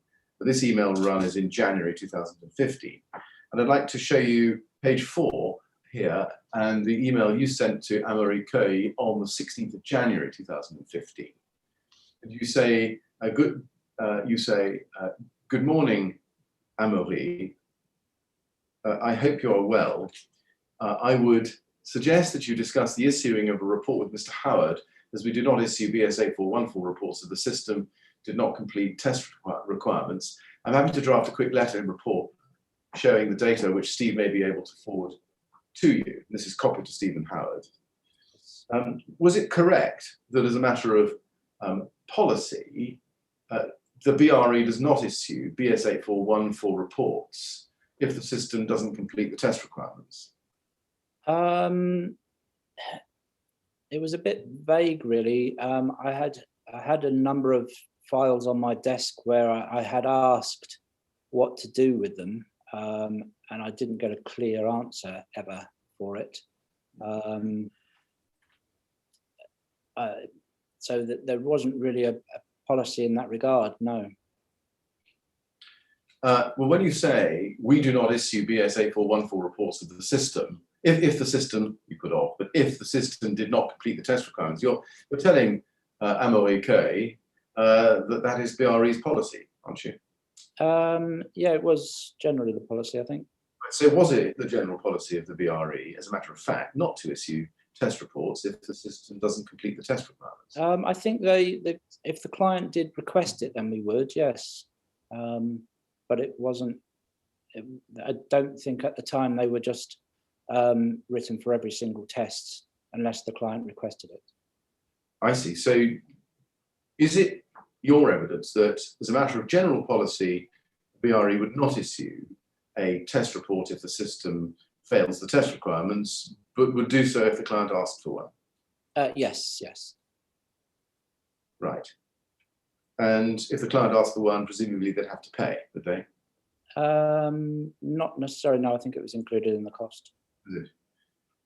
Are you aware of any occasions before the Grenfell Tower fire when the BRE did issue BS 8414 reports for systems which had failed the criteria under BR 135? I'm not aware of many, no. Obviously, apart from the Kingspan test, which you say you were uncomfortable about. Yes, I'm not aware of many at all, no. Just going back in time a little bit, if I can, to an email in 2010, BRE 403327. This is an internal email chain in the early part of that year, and you can see that here at the bottom of the page is an email from you to Ivor Meredith on the 30th of March. You see that? Yes, I do. In response to an email from him. And if you go up the page, scroll up towards the top of the page, we'll look at the middle of that page. It's an email, it's part of this string,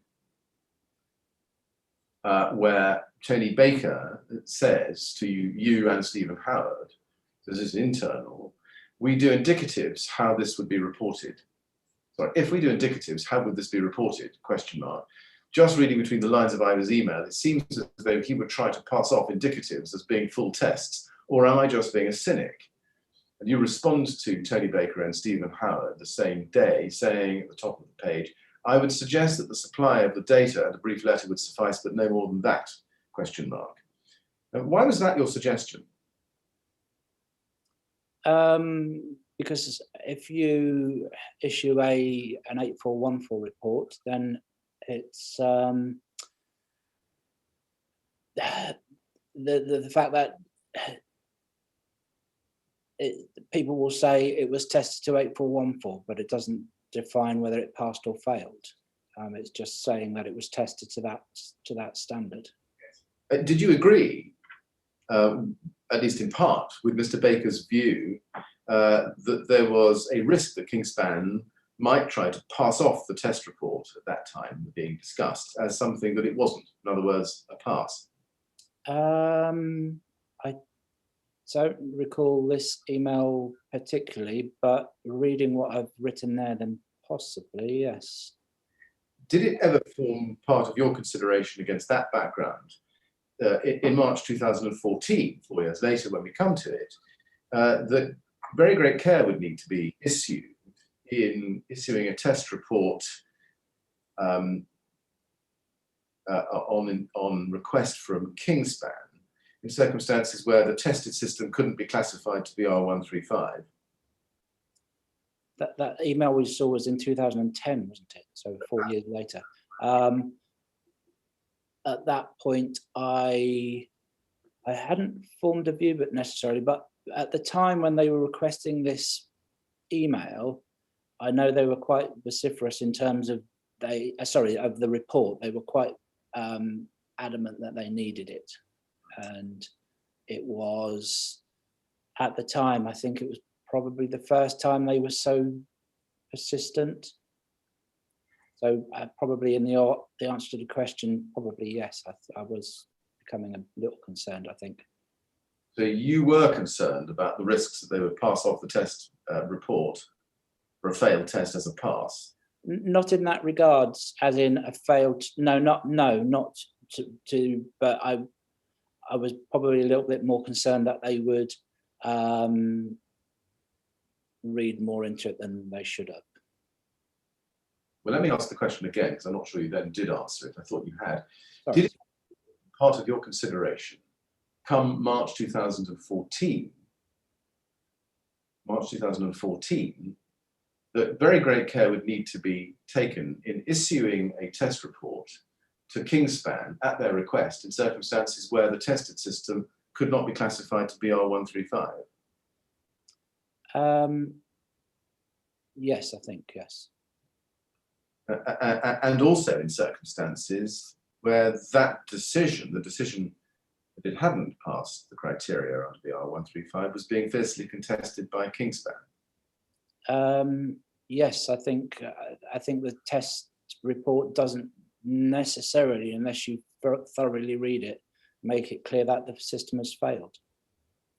Knowing as you did in June 2014 that the system would not be classified to BR135, did you consider adding any words to that effect in the body of the test report?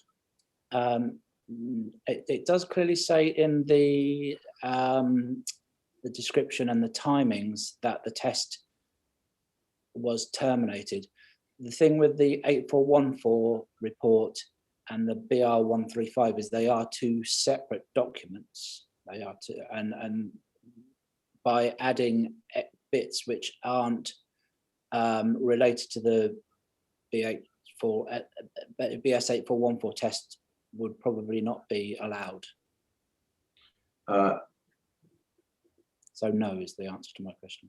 Yeah, I understand that, but given the risks that you had already identified some years before, that Kingspan might well try to pass off a fail as a pass if they'd been given a test report, why not simply add some kind of caveat or qualification to the test report itself, so that anybody seeing it would know that this test had not met the criteria? So as to make it absolutely plain. Yes, no, I understand. I understand entirely. Yeah, I within the industry, I don't think that's common practice. You could, you can get other reports which don't clearly say. Obviously, if it's a classification report, it will clearly state what the classification is. But in other things, I suppose you could have something that says criteria not met. But the issue with that is that BS8414 doesn't have any criteria. It's just a test. Are you aware that the test report, which you in the end did issue to Kingspan K50 in relation to the March test, which is a BRE 402516, and is dated the 26th of June 2014. If we need to look at that, we can. Are you aware that that test report was used as the basis of a number of desktop assessments to BR135 on systems incorporating K15? As of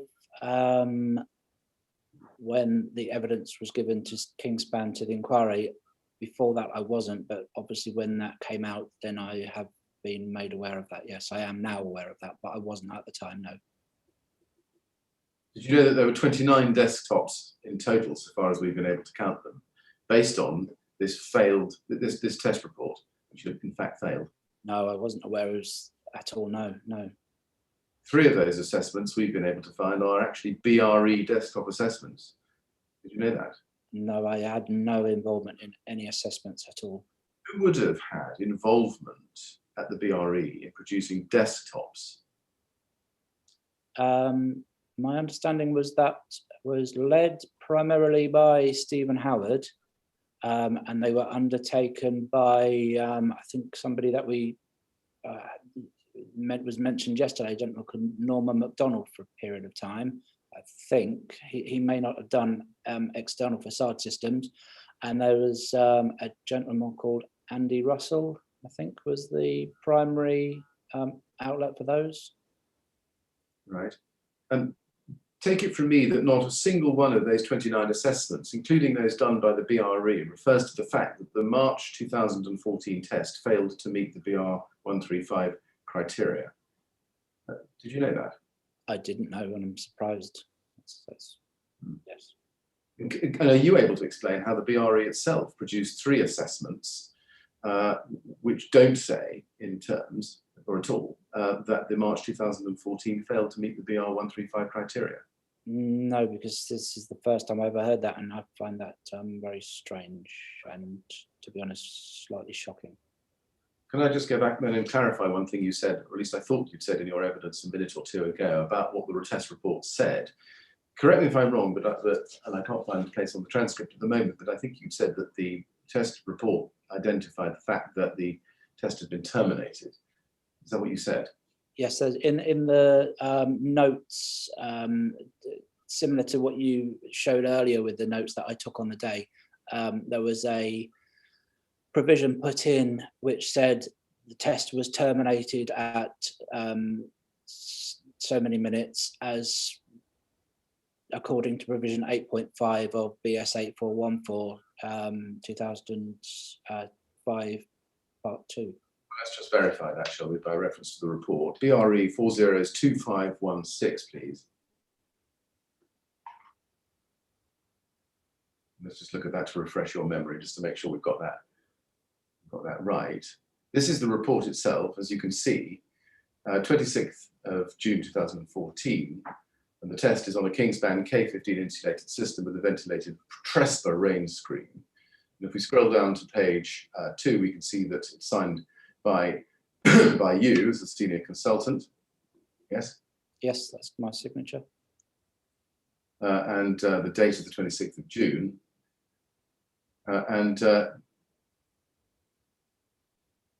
If you look at the contents, perhaps you can help us with this. If you look at the contents, well, we can perhaps go to page 9. Am I right in thinking that in the contents we're looking at test results? Yes.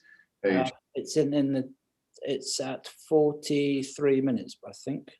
Right. Well, above rig at end of test following criteria defined in clause 8.5a of test standard. I see. So that's where you. I see. So looking at that, page 8, just to be absolutely clear, under visual observations, paragraph 4.2, 43 minutes is where you say flaming above rig on surface. Yes, it's changed the page that I could see, but yes, that's correct. 43 minutes, yes. Me too. Let's just, please can we go back to it, just to be absolutely clear so we can all see what we're talking about. 43 minutes, flaming above.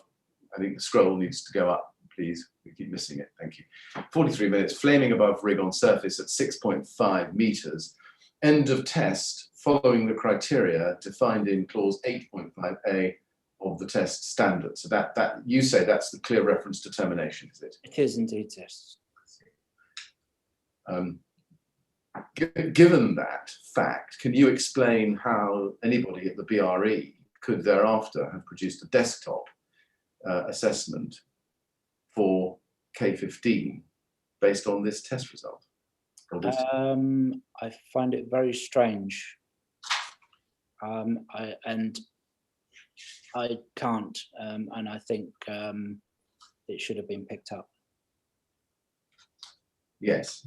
Now, Mr. Chairman, I've come to the end of my prepared questions, and there are one or two I have also prepared that I haven't put, and I just want to consider whether I need to back over them. There are one or two strays that I think I might need to check. But subject to that, Mr. Chairman, I've come to the end of my prepared questions, and this is probably a convenient moment for the usual break. Yes. Well, Mr. Clark, just so that you understand what's going on, when counsel gets to the end of his questions, we have a break to enable him just to check whether there are other questions that ought to be asked, and also to give others who are following the hearing a chance to suggest questions that ought to be asked as well. So we're going to have a break now until 12:25. Okay, sir.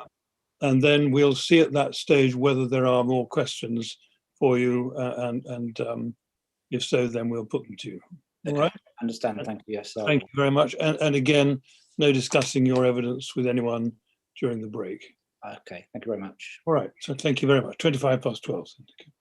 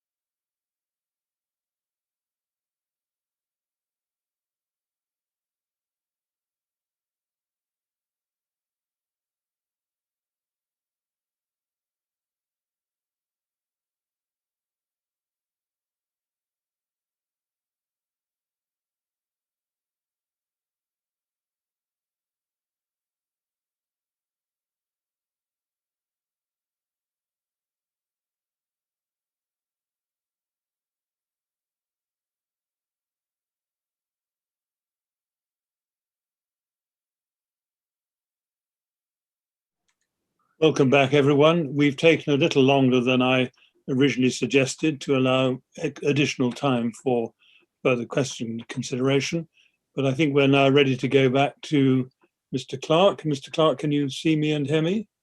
I can say yes. I can Good, thank you very much. Well, we'll find out from Mr. Millett whether there are more questions that he wishes to put to you. Yes, Mr. Millett. Mr. Chairman, yes, Mr. Clark, one or two. First, and they are slightly separate topics, can you please go back to your transcript for day 96?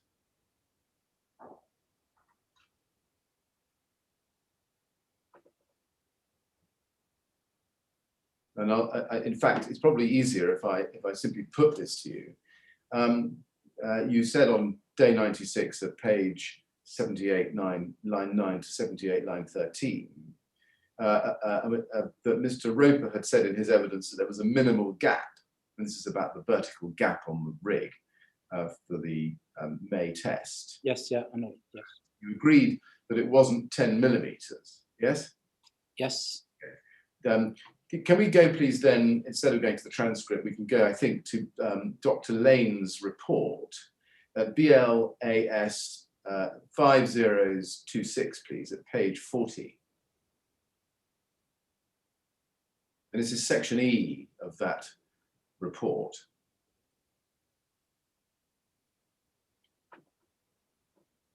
And she says at paragraph E.4.21, which is 2/3 of the way down the page, she says this: the provision of cavity barriers is different in the photograph, figure 2 in BRE report, relative to the design drawings, figure 7 in the BRE report. Additional vertical cavity barriers were installed in the test above level 1, but are not shown on the test drawings. Additional third horizontal cavity barrier was installed in the test, but is not represented in the test drawings. My question is, why did you not consider that there were extra cavity barriers in the rig itself that were not in the design drawings? My understanding is they're all accounted for in the body of the text. I think the trouble with the drawings is they don't necessarily represent the rig as built. They represent how the system should be put together in reality. Why did the test report not draw attention to the fact that the drawings don't represent the rig as built? I don't know. I can't answer that question. That is a failing on your part, isn't it? No, because it's the design of the system. So, but the text reflects the fact that those barriers are there. Well, if somebody wanted to try to reconstruct a rig for the purposes of an application in real life and use the drawings, they would be led into error, wouldn't they? In that way, potentially, yes. If they were exactly trying to recreate the rig, then yes, yeah, they would. But then they would have to read it in line with the text, the body of the text and the description of the system. Well, why didn't you, before you finalised the report, go back to your client, Celotex, and ask them to provide you with up-to-date drawings that reflected the rig as built? I don't know the answer to that, no. That's a failing on your part, is it not? In terms of if it's a drawing of representative of the rig, but my understanding is the drawings aren't a representation of the rig. They're a representation of how the system should be built when it goes onto a building, not. Well, if they're a representation of how surely that should replicate exactly the rig as tested, no? Yes, I suppose so. Yes. Yes, that's the purpose of BS 8414, isn't it? Yes. Yes. And therefore, if a BS 8414 test report or classification report contains drawings which don't show the rig as built, then that would lead the reader into error, serious error. would suggest. Potentially, yes. And that would therefore be a failing on your part in letting that report go out with that misleading error in it. Yes, so my understanding of the situation with the drawings is it's a representation of how the system should be put together. It's supposed to That's be a diagram of the rig, isn't it? yeah, yes. Why did nobody check the rig as built against the drawings that went into the report to make sure that that misleading error did not occur? I don't know the answer to that question. And the failure to do that was a failure on your part. And others, yes. The others being The people who reviewed and signed it off over and above me. would they be conducting exactly the same exercise of verification, namely checking the rig as built against the drawings? They should be, yes. So going down to the rig before ignition with the drawings in hand and making sure that what's built there precisely corresponds to the drawings that are going to go into the report. Not on the rig, but no, in terms of what is held on the file, which they should do, yes. What comparison would they be making between the diagram as held on file and other documents on the file? What other documents would they look at to make that verification? Everything that's available. And to be honest, I've not been through this process of doing that, so you probably have to clarify with Stephen Howard as to what he actually did and didn't check. I'm not fully aware of what his process, but I would have expected him to have done that. What did you yourself check as the author of the report? How did you check, or did you check the physical rig as completed as against the drawings which were going to go into the report? I would check the photographs that were taken, any markups that we'd had. I would look at the drawings to get an overall view of what was there, because sometimes these drawings don't necessarily show the full build-up of the system. So they will, as in they don't. It doesn't say that you should have elevation drawings. Some of the drawings in these reports only have plan cut through of certain sections. So it depends on really what the client supplies, and ultimately those drawings are supplied to us by the client. As a matter of fact, did you yourself look at the rig as built before ignition and compare it with the diagram or plan of the rig on file at that time? I think I probably would, but not with the CAD drawings in front of me. No, I would be looking at the system as is built there. I'm not there comparing two documents in real time. No. Why not? Because that wasn't the practice. Well, it may not have been the practice. Well, why wasn't it the practice? Because we've taken drawings and photographs and notes of the system that was in front of us there. What is the purpose of having the drawings or plans in the report if they don't accurately reflect what's on the rig? Because they're a representation of the system.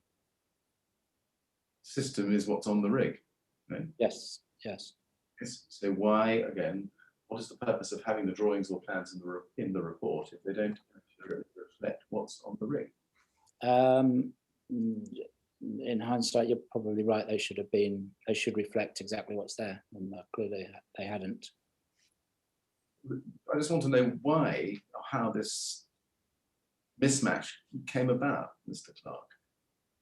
How the mismatch of the plans and the rig as built happened, and how the plan nonetheless was stated in the report. I just need to understand that.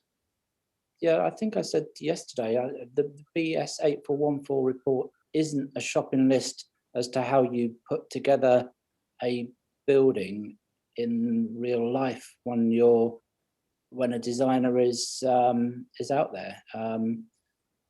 The client supplies drawings of a system that they have designed and had tested, and ultimately that's what they provide them. That's what goes into the report. So that has always been what has occurred.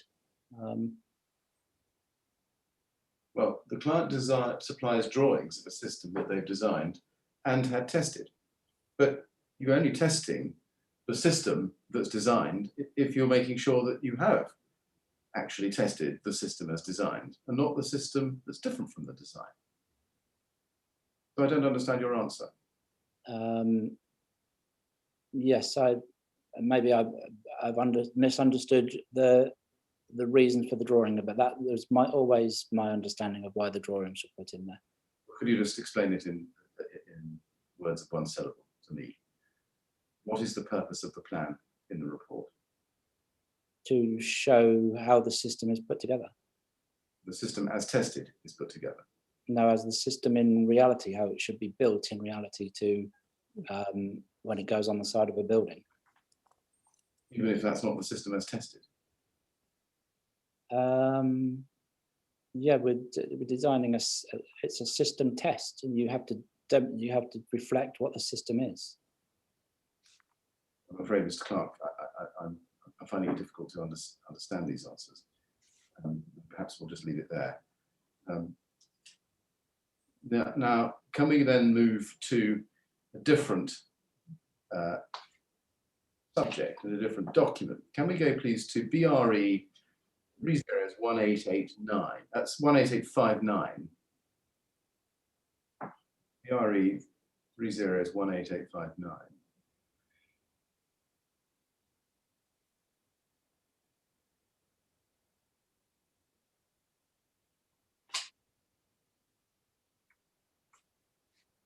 Yes. And if we go, please, to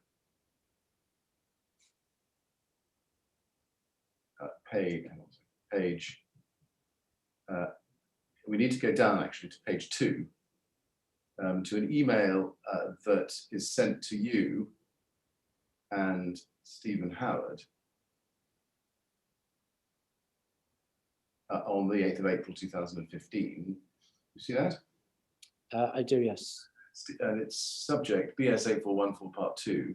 Stephen, we would like to incorporate some additional thermocouple in at level 1 so we can understand when it fails. Phil had a suggestion so we could understand exactly what's going on at the lower levels, perhaps some below and above the fire barrier in the insulation and void. I've asked Lakesmere to update the drawings. I've noted that the vertical joint may have wavered a little when reviewing the build, and then this is in bold. Can you please confirm whether this will still be okay for a BS 8414 part 2 report and a BR 135 classification? You see that? I do, yes. But I don't recall this email. Was that highlighted in yellow by the inquiry? I don't know the answer to that question. Right, okay. The fact is, this is an email sent to you, and here is the question. And then we can see the response.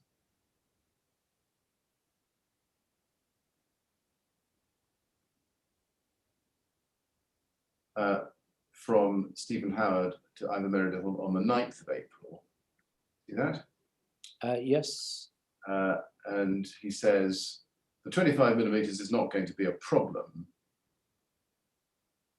I've come back with dates for the meeting. If you want one before to discuss testing, we can get in the diary as soon as possible. I'm filling up fast. I take it you sorted out the additional instrumentation between you and Phil.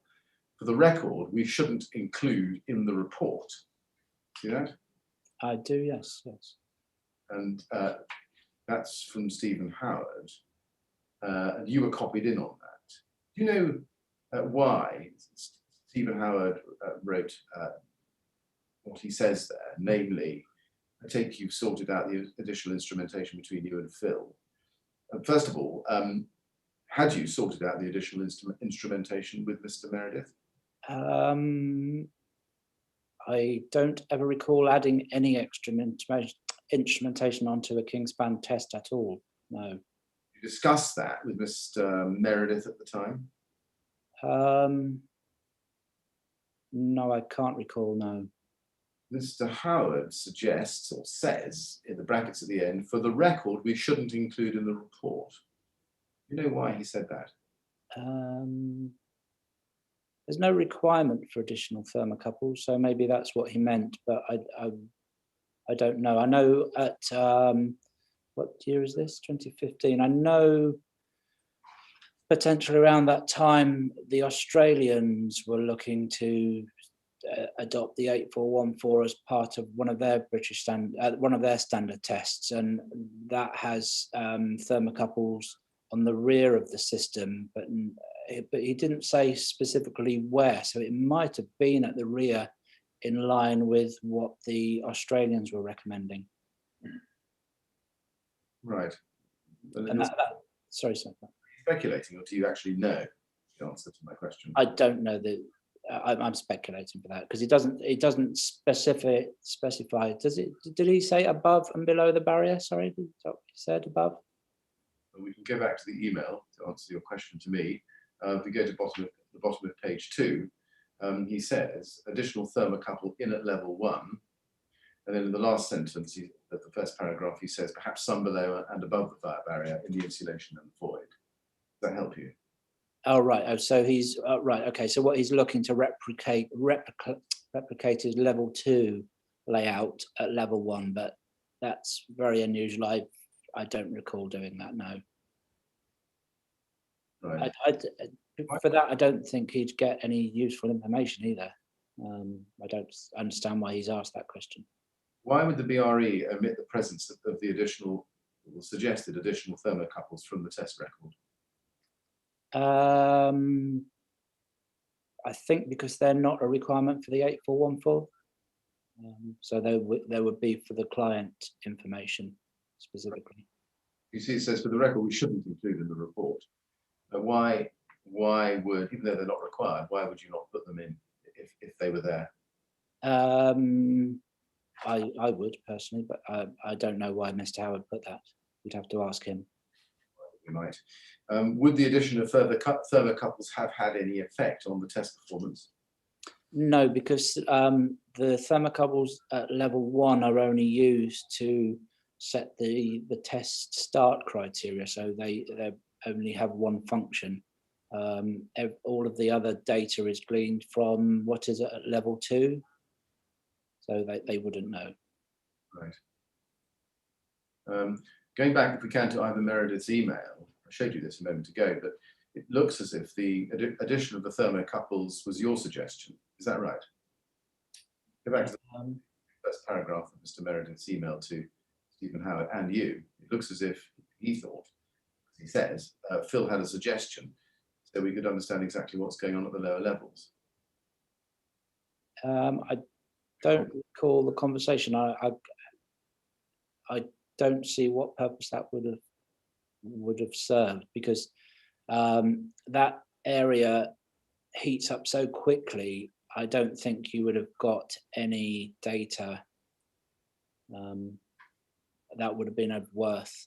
It may have been if you say, for example, put it below the barrier at level 2, you may have got some information. If you were looking at how an intumescent barrier or something, how that had performed, and do a comparison between both sides, but I can't see what useful data you'd get from that personally. So I'm not really asking you about that. Let me ask the question more directly. Perhaps it wasn't clear, Mr. Clark. In Mr. Meredith's email, the first sentence says, I'll read it to you again, we would like to incorporate some additional thermocouple in at level 1 so we can understand when it fails. Phil had a suggestion so we could understand exactly what's going on at the lower levels. I don't recall having that conversation, no. I'll ask the question, please. Sorry. You suggest to Mr. Meredith that you should incorporate some additional thermocouple in at level 1. I don't ever recall having that conversation, no. You see, we don't see you going back to Mr. Meredith and saying, no, I didn't suggest that, or you've misunderstood what I'm saying. So can we proceed on the basis safely that, although you can't remember it, as the document says, you did suggest the addition of a thermocouple at level 1? Was that 2015? Yes. Yes. Now, you need to understand, I've done lots and lots of tests for lots of people. It's Yes. I can't recall the conversation. I don't think if we did, we ever did this. It just doesn't ring a bell at all. Would the addition of a further thermocouple have had any effect on the test performance? I've asked that question. I'm just going to ask it again. No, it wouldn't. No, because that's not where the criteria for the test performance is made. If no, why declare them? Why not then simply put them into the test report? Yeah, I agree. Yeah. And if the additional data wasn't to go into the test report, how are you going to communicate that to Kingspan? I suppose they possibly might have wanted it as a separate Excel sheet or something like that. That be by way of off-the-record comments or unofficial? Not unofficial. It would be processed in the usual way, but that would have gone out through Stephen Howard. How he addressed that, you'd have to ask him. I never sent any data to clients which wasn't sanctioned by senior management. You say not unofficial, it would be processed in the usual way. What's that a reference to? In terms of how we process it, so it would be processed with the date of the test, a reference, the time, and temperature axis would be labelled. So it would be a clear and precise graph showing what it actually meant and where it was, and etc. etc. It's outside the test report. But it potentially, yes, it's not a requirement of the tests. So, but it would still follow the standard layout of how a graph should be laid out. But if a desktop report was going to be based on that test report, which didn't show the addition of the thermocouple at level 1, the reader of that desktop or the writer of that desktop would be misled as to precisely how the test was carried out, wouldn't they? No, I don't agree with that. How would they know that there was an additional thermocouple at level 1 if the test report did not say so? But it's not a requirement of the tests. It's outside that. My question was, how would the reader of the test report know that there was in fact an additional thermocouple in at level 1? They wouldn't. If it's not written in there, they won't know. Therefore, the communication being sent of that data, even if you think useless, to Kingspan would have to be done informally as part of a document outside the formal test record. In that regard, yes, it wouldn't form part of a BS 8414 test in that regard. No, you're right. And do you say that additional thermocouples are permitted within the BS 8414 standard? They're not excluded, no. They're not excluded, I see that, but are they actually permitted? Are they part of the standard? They're not part of the standard. I don't think. It doesn't say that you should or shouldn't. It's not clear in that regard. Was this suggestion, the addition of a level 1 thermocouple, a kind of suggestion that you would make to all your clients, or was this only made to Kingspan? I don't know. We've never. I think there was one other occasion where a client asked for an additional thermocouple, but I can't recall. It was unusual, I think. See, it's right, isn't it, that the BRE 135, BR 135's criteria and the standard are prescriptive, aren't they? Isn't it? As to where the thermocouple should go. The BR 135 isn't, no, because it relies back on the 8414 as its base. Yes, and the 8414 is yes prescriptive. Yes.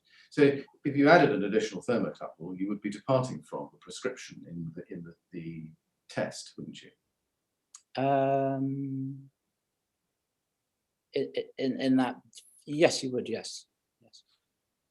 Yet the reader of the test report wouldn't know if that data had been omitted, that the test had been done on a series of test readings, a thermocouple system, which did not comply with the prescription in the BS 8414 standard.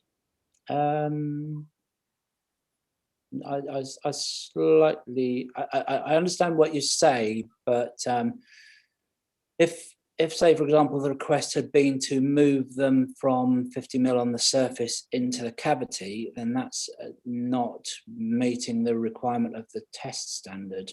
It doesn't say in the test standard that you shall not add any thermocouples for extra learning and extra data collection. So I understand what you're going, yes, but it's yes. Yes. But given Kingspan's propensity, as you know, to misuse test reports and then use them as the basis, or ask them to be used as the basis of desktops, surely this was any departure from the rigorous prescriptions in the 8414 standard was going to be risky. In knowing what we now know, and then yeah, I think you're correct. Yes. How does making suggestions such as this to Kingspan reconcile with the BRE's duties and obligations of impartiality?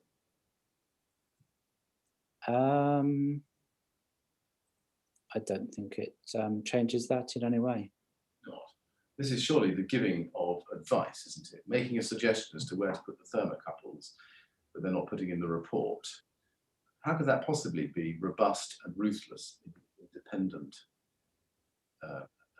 a robust and ruthless independent approach to your obligations? I don't think the independence is that I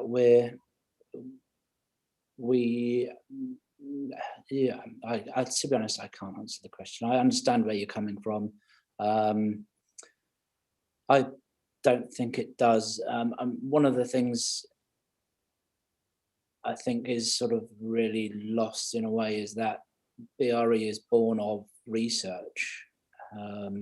And if you don't understand certain things, then you don't move forward in knowledge.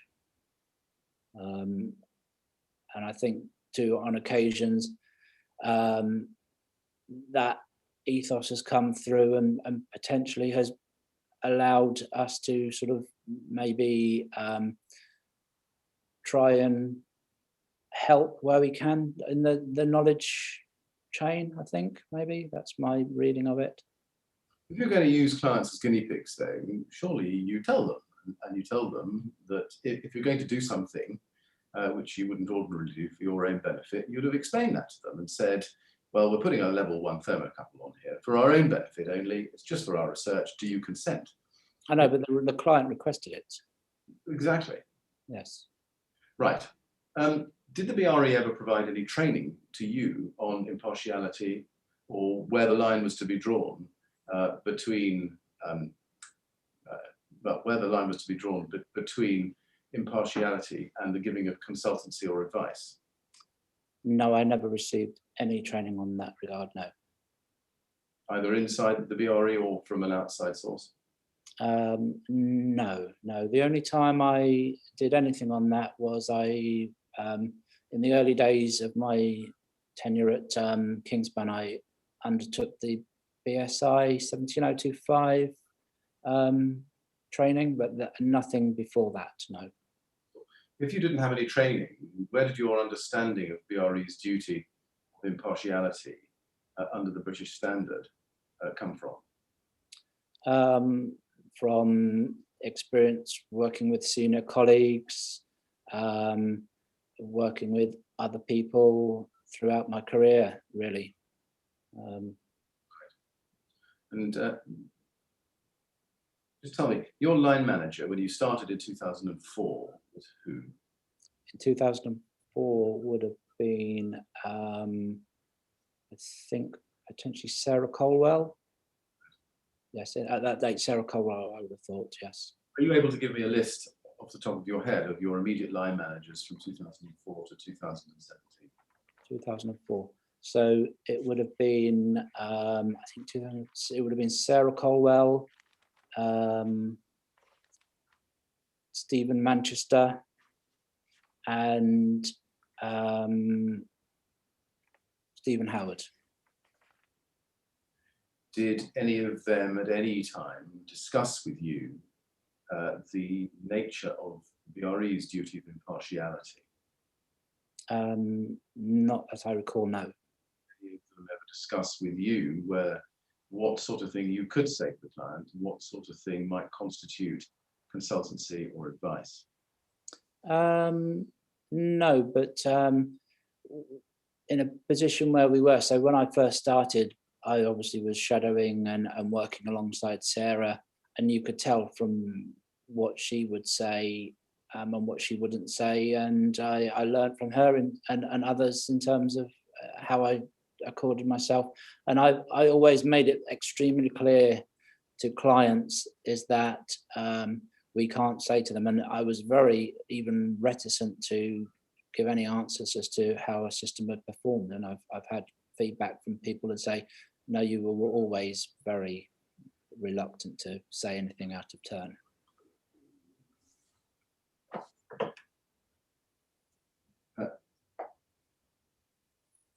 Mr. Clark, I've come to the end of my questions, but there's a question that we ask some witnesses who have had particular responsibility for a particular sphere of activity.